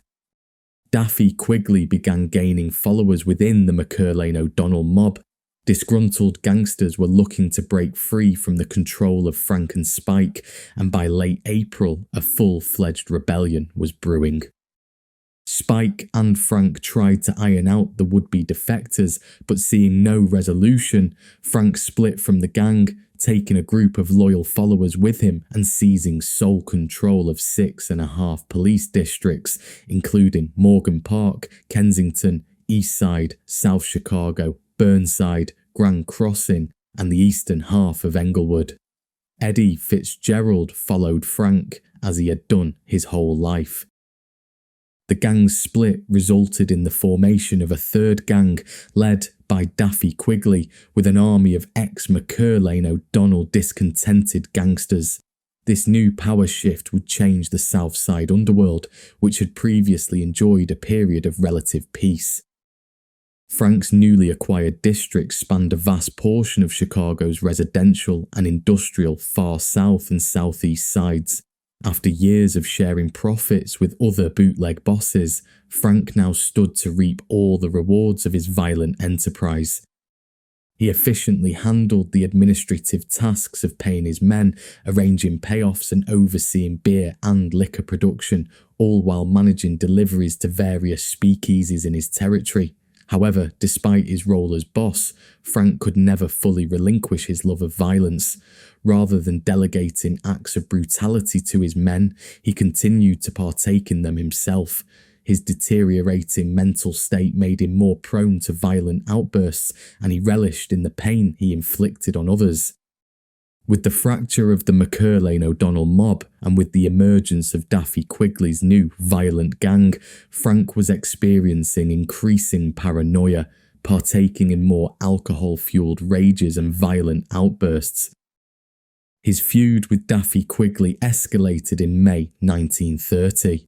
Daffy Quigley and 3 of his men had tracked Frank's best friend and second-in-command, Eddie Fitzgerald, down to a saloon in Englewood and forced him into their car at gunpoint. Just as Frank and Eddie had done to so many in the past, Fitzgerald was taken for a one-way ride, his body being found bullet-ridden 3 days later.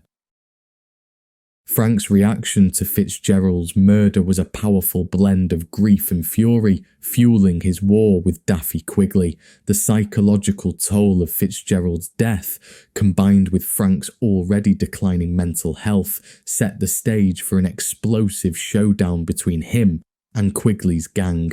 Frank McErlane's paranoia reached new heights, causing him to see enemies in every shadow.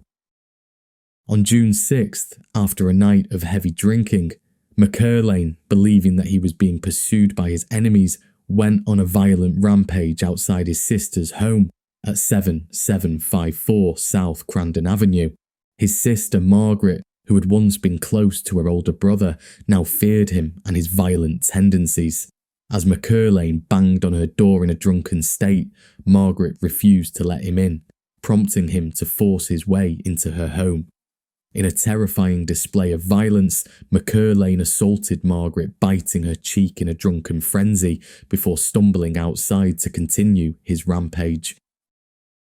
McErlane, drenched from the pouring rain and consumed by alcohol-fueled paranoia, grabbed a shotgun from his car and began firing into the night, convinced that his enemies were lurking nearby. His delusional state led him to fire multiple rounds down the block, oblivious to the fact that no one was there.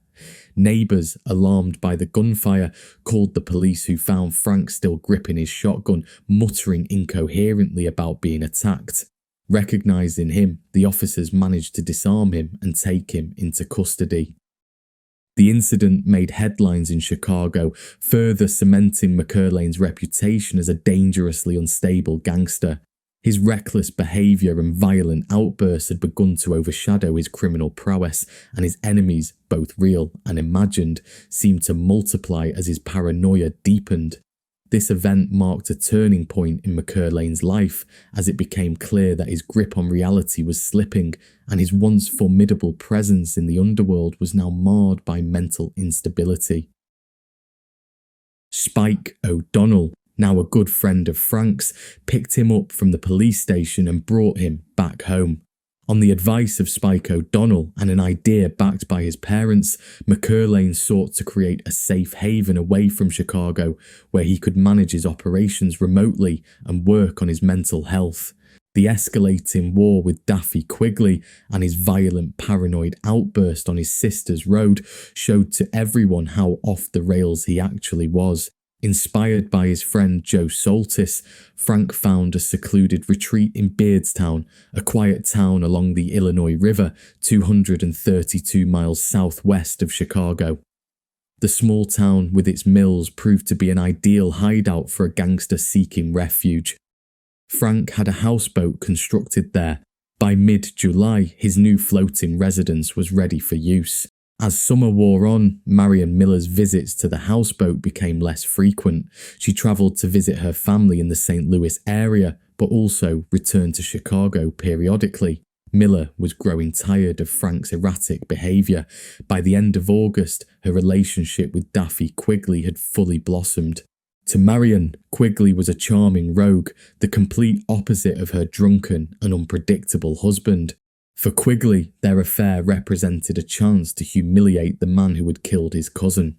What they failed to realise was that Frank had a nearly primal sense of intuition, one that had kept him alive through countless dangerous encounters. By late September, Frank's suspicions about Miller and Quigley grew in his ever-worsening, alcohol-fueled paranoia. Returning to his South Shore home on South Bennett Avenue around the beginning of October, Frank reasserted his presence in the South Side underworld. As autumn settled in and the atmosphere grew chilly, both the neighbourhood and Frank's household reflected the tension in the air. Shortly after returning to Chicago, Frank devised a plan to test Marion Miller's loyalty. One night, as he drank heavily in her presence, he pretended to pass out, a regular pastime for him. Believing him to be unconscious, Miller made a call to Daffy Quigley, discussing a plot to have Frank killed and take over his rackets. McErlane listened intently, never giving away that he was fully conscious. The discovery of Miller's betrayal pushed Frank to new heights of fury. The woman he loved had not only cheated on him, but conspired with the man who had murdered his best friend, Eddie Fitzgerald. Although seething with rage, Frank managed to maintain his composure, waiting a few days before taking action. On Tuesday, October the 6th, James Daffy Quigley spent his day managing his affairs in the Chicago Lawn and West Englewood areas. That evening, he shared dinner with his wife Marie and their daughters before heading out again. Sometime that night, Quigley encountered an unexpected situation that would seal his fate. McErlane gang members abducted Quigley, taking him to a hardware shop that Frank owned on the south side. Awaiting Quigley at this grim rendezvous was Frank McErlane, heavily intoxicated and equipped with a disturbing array of industrial tools.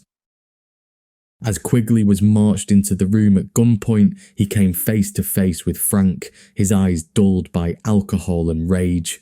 Frank made it abundantly clear he was aware of the affair between Quigley and Marion Miller. Fueled by his mounting paranoia and jealousy, McErlane was about to exact his horrific revenge. McErlane began by clamping Quigley's head in a vice, slowly tightening it against his skull. The pressure mounted until the bones in Quigley's skull began to crack, with blood and fluid oozing from his eyes. Quigley pleaded for his life, but his pleas were drowned out by McErlane's rage-filled shouts, accusing him of the ultimate betrayal. Just when it seemed the torture had reached its peak, McErlane abruptly released the vice, offering Quigley a moment of relief. But this relief was short-lived. McErlane escalated the brutality, pulling down Quigley's trousers and preparing for an even more horrific act. In an unimaginable display of cruelty, McErlane began cutting off Quigley's genitals. The excruciating pain caused Quigley to scream in agony as blood poured from the wound. McErlane continued, mutilating Quigley's body as his screams echoed throughout the room, overwhelmed by the brutality of the moment. As Quigley bled out from his injuries, shock and trauma overtook him, and the blood loss led to his eventual death. McErlane's twisted vendetta was complete. 2 hours after Daffy Quigley's horrific death, a neighbour observed Marion Miller leaving her home to approach an expensive sedan parked by the curb. After a brief moment, she dashed back inside to answer a ringing phone. 10 minutes later, Marion emerged again, this time dressed in a green sports outfit and carrying 2 suitcases along with her 2 dogs. Frank accompanied her to the car. The reason for Marion's sudden departure remains unclear, but it was likely a call from Frank urging her to leave town unexpectedly.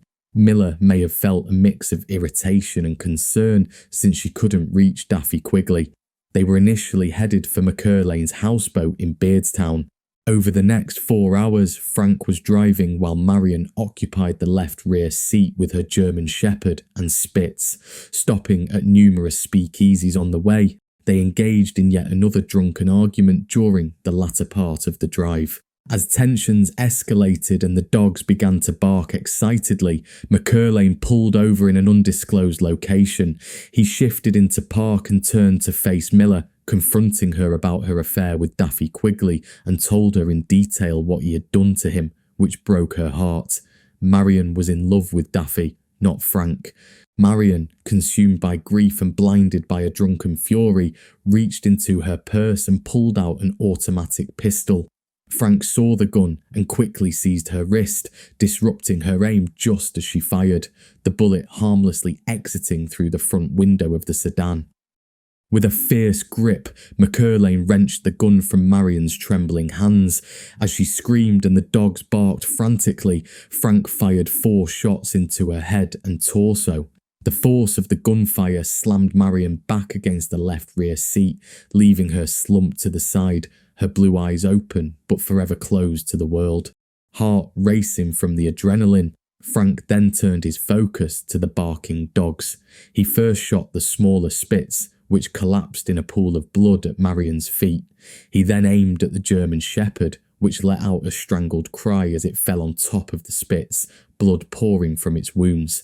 As the echoes of the gunfire resonated in the enclosed vehicle, McErlane inhaled the pungent scent of gunpowder mingled with fresh blood as he drove away from the scene. When officers responded and opened the sedan's doors, they were met with a horrific sight. Marion lay as she had fallen, her green sports outfit stained with blood, while her 2 dead dogs rested at her feet, their fur marked with blood and powder burns. After identifying Miller, investigators connected Frank McErlane to the crime scene through fingerprints found on various surfaces, including an empty liquor jug. The shocking and violent death of Marion Miller not only captured headlines in Chicago, competing with news of Al Capone's income tax trial, but also made waves nationwide, illustrating the depths of McErlane's descent into madness. John Steege wasted no time in launching a search for Frank McErlane following the discovery of Marion Miller's body. Steege and his team stormed into Frank's bungalow on South Bennett Avenue, only to find Frank had vanished without a trace. The parlour was littered with a jug of wine and scattered glasses. A thorough search of the premises uncovered this extensive arsenal, including revolvers, automatic pistols, rifles, shotguns, submachine guns, and thousands of rounds of ammunition. With his name plastered across newspapers nationwide and law enforcement agencies throughout Illinois on high alert for his capture, Frank needed a refuge where he could remain hidden. His old friend and former partner, Joe Saltis, provided the perfect sanctuary in the tranquil autumn setting of Saltisville, nestled along Barker Lake in Sawyer County, Wisconsin. Saltisville, now known as Barker Lake Lodge, was a state-of-the-art mansion Joe Saltis built when Frank was launching an attack against him and Dingbat. He also built an 18-hole golf course and fishing pond he could retire to whenever the heat on the streets in Chicago was too much. It was the ideal location for Frank to recuperate from the chaos that ensued after the murder of Marion Miller. Despite the rejuvenating atmosphere of Saltisville, McErlane knew he couldn't stay hidden forever. As autumn progressed and temperatures dropped, bringing snowfall to northern Wisconsin, he kept in touch with his attorney to negotiate his surrender to John Steege. They arranged a meeting on Monday, December the 7th, at a hotel in Madison, approximately 250 miles south of Saltisville. Steege and his team arrived well ahead of schedule. The day came and went with no sign of Frank. They were left waiting in uncertainty. It wasn't until 9 p.m. that McErlane finally walked into the lobby, checking in under an alias. Steege spotted him immediately and inquired about his lateness. Frank's curt response was, "I ran into a snowstorm." The surrender was so discreet that no one in the hotel lobby seemed aware of the gravity of the situation.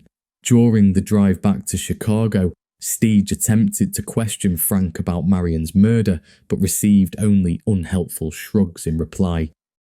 Initially held at the Lawndale precinct on the west side, McErlane was subjected to a lineup for potential witnesses, but, as expected, no one dared to identify him. The police subsequently moved him downtown to the Detective Bureau for another lineup. Following a formal indictment for Marion Miller's murder, he was released on a $25,000 bail. Despite strong motives and fingerprints all over the crime scene, Frank leveraged his connections within Chicago's power structure to navigate his way through the legal system. On December 30th, McErlane stood in court with his attorneys as Assistant State's Attorney Tom Johnson reluctantly petitioned the judge to dismiss the murder charge on the grounds of nolle prosequi, citing that there was insufficient evidence to ensure successful prosecution, despite his fingerprints all over the murder scene. Which political connection Frank leaned upon is unknown, but it must have been someone at the top. Following the brutal acts he committed against Marion Miller and her lover, Daffy Quigley, Frank McErlane once again emerged unscathed.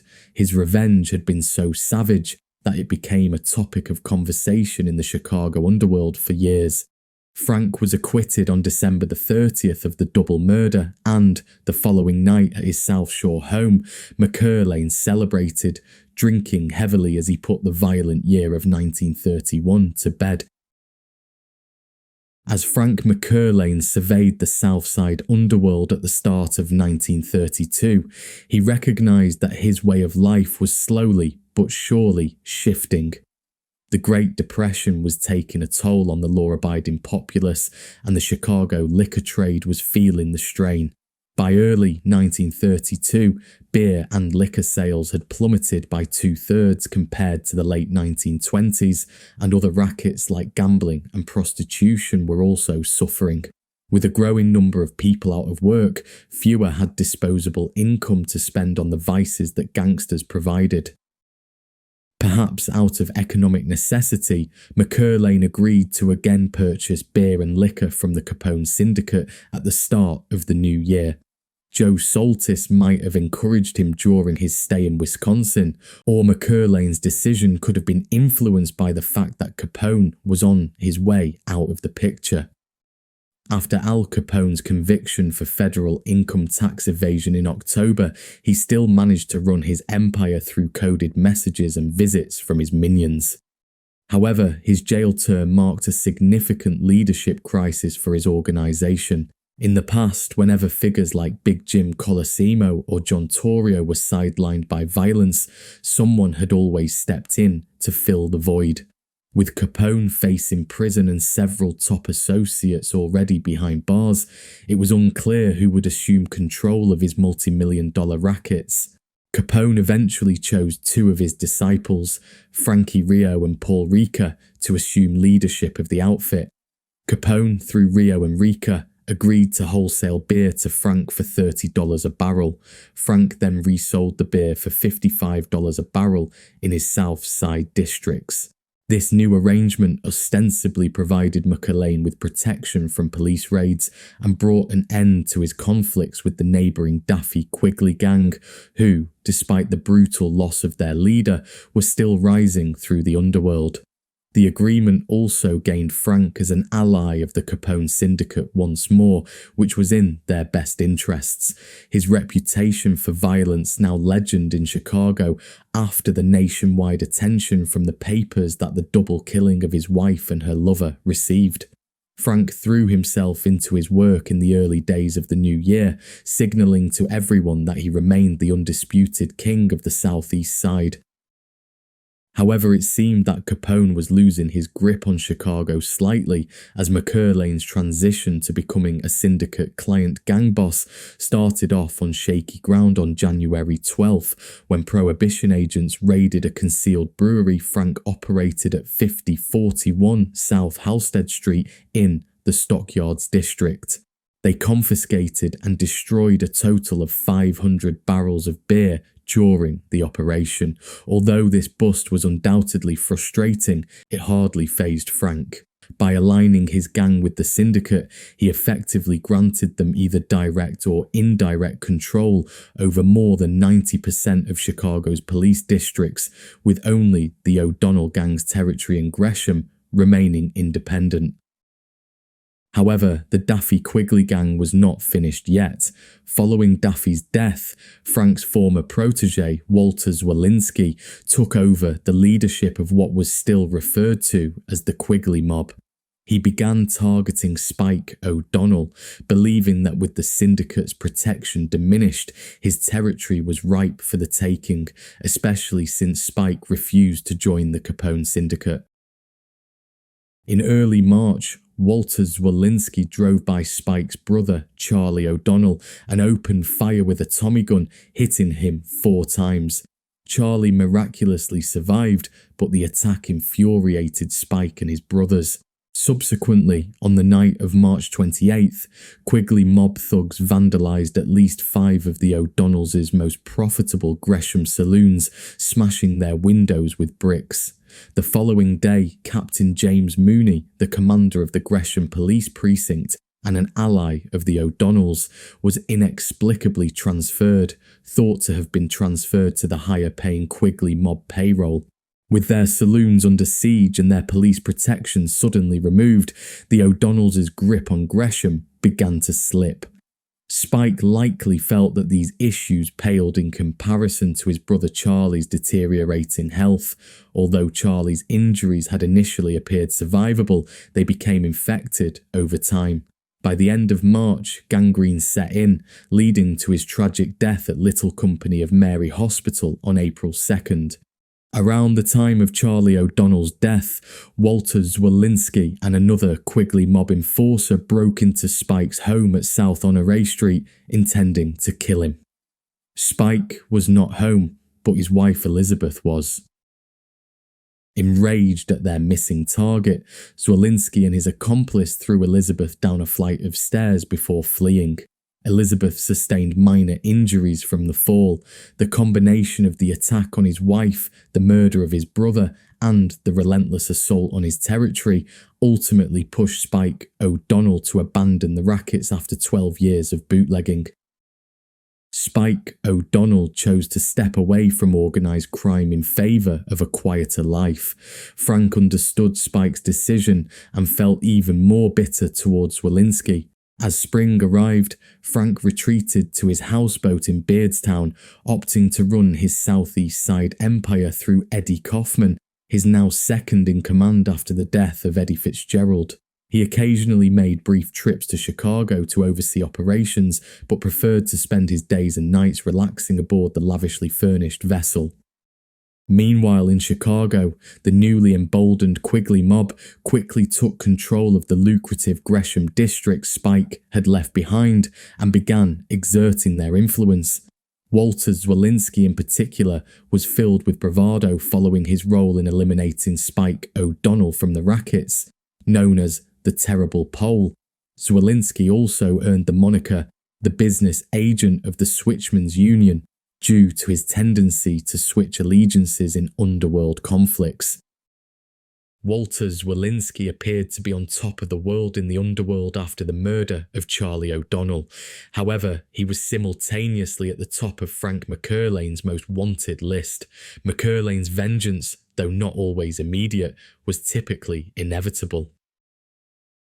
Throughout the rest of that summer, Frank spent his time on his houseboat in Beardstown, embracing the role of a remote-controlled crime boss similar to his associate Joe Saltis.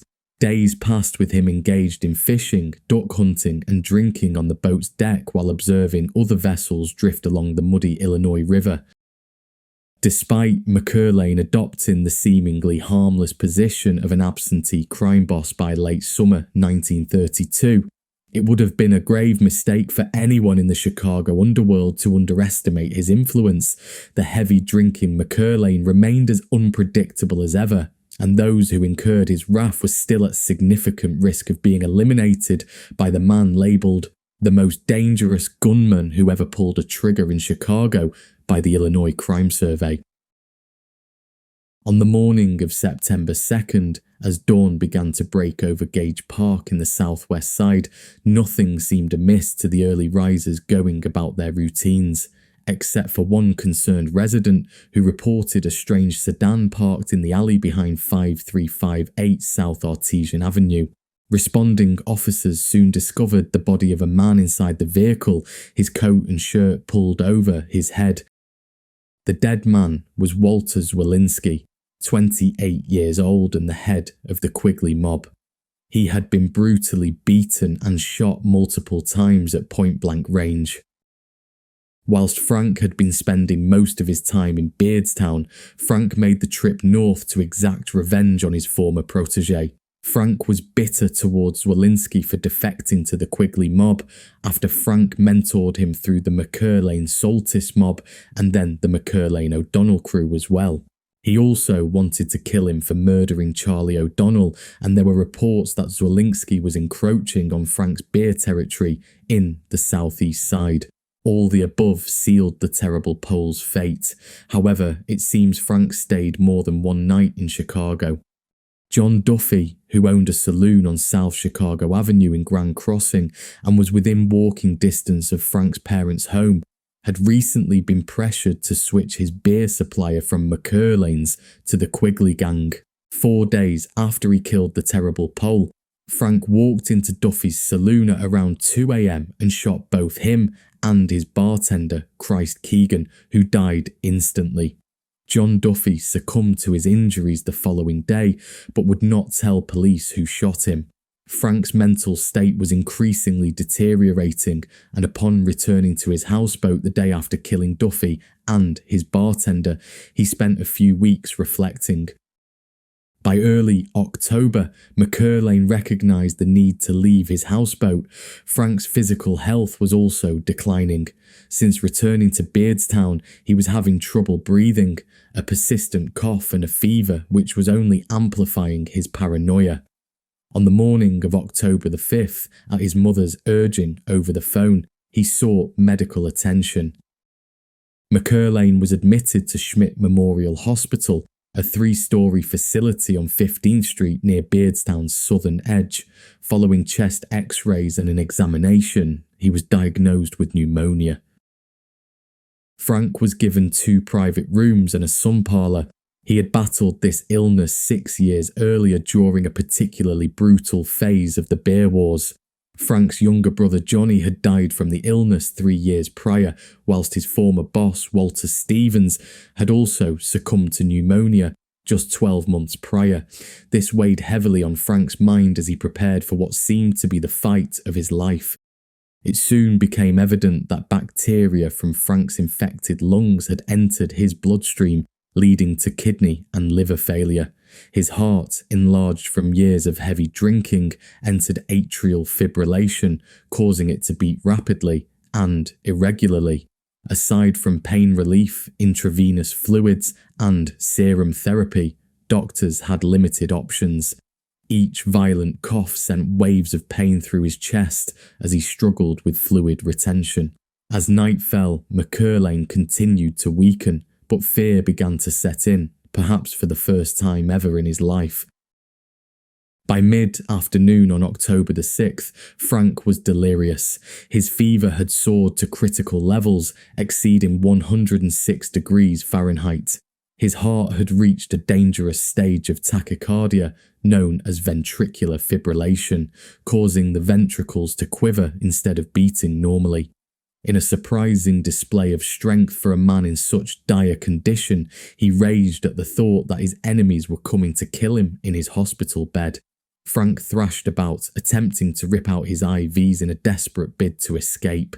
It took 4 orderlies to restrain him in his delirium, his throaty screams echoing through the hospital. Nearby, his mother, Maggie, sat silently in a chair, grief etched on her face. McErlane's fever-induced delirium persisted into the following day. At sunset, a nurse entered to check on him, and he suddenly struck her unconscious with a single blow from his experienced fists. The same muscular orderlies who had subdued him earlier arrived to hold Frank down as restraints were applied to his arms and legs. By nightfall, it seemed these last acts of defiance had drained him of the strength he had left. His mother, Maggie McErlane, remained in her chair beside her sleeping firstborn. Despite all the pain he had caused over the years, she still loved her son deeply. He would always be her baby. Maggie could see Frank was nearing the end, recalling the ordeal of losing her second son, John, to a similar fate. She prayed for his forgiveness. No one who followed McErlane's tumultuous career would have anticipated such an end.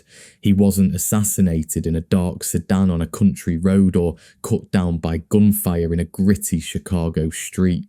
Instead, he spent his final moments unconscious in a small town hospital with his mother by his side. Just before the autumn sunlight streamed through the sun parlour's windows, McErlane's heart failed, and his last breath mingled with the countless others that he had taken in his 38 years on the planet. Frank "Madman" McErlane died at 6 a.m. on October 8, 1932, leaving behind a life of incredible violence and blood. Word of Frank's death quickly circulated through the underworld. One of his adversaries contacted the Beardstown mortuary and asked an undertaker's assistant, "Is it true that Rat McErlane is dead?" When the assistant confirmed the news, the caller cheerfully replied, "Well, ain't that swell," before hanging up. As dusk fell on October 8th, a hearse carrying McErlane's remains made its way north to Chicago. Speaking to the press after his death, Spike O'Donnell told them that "I don't remember that he ever did anything good in his life. I don't believe he had a friend left."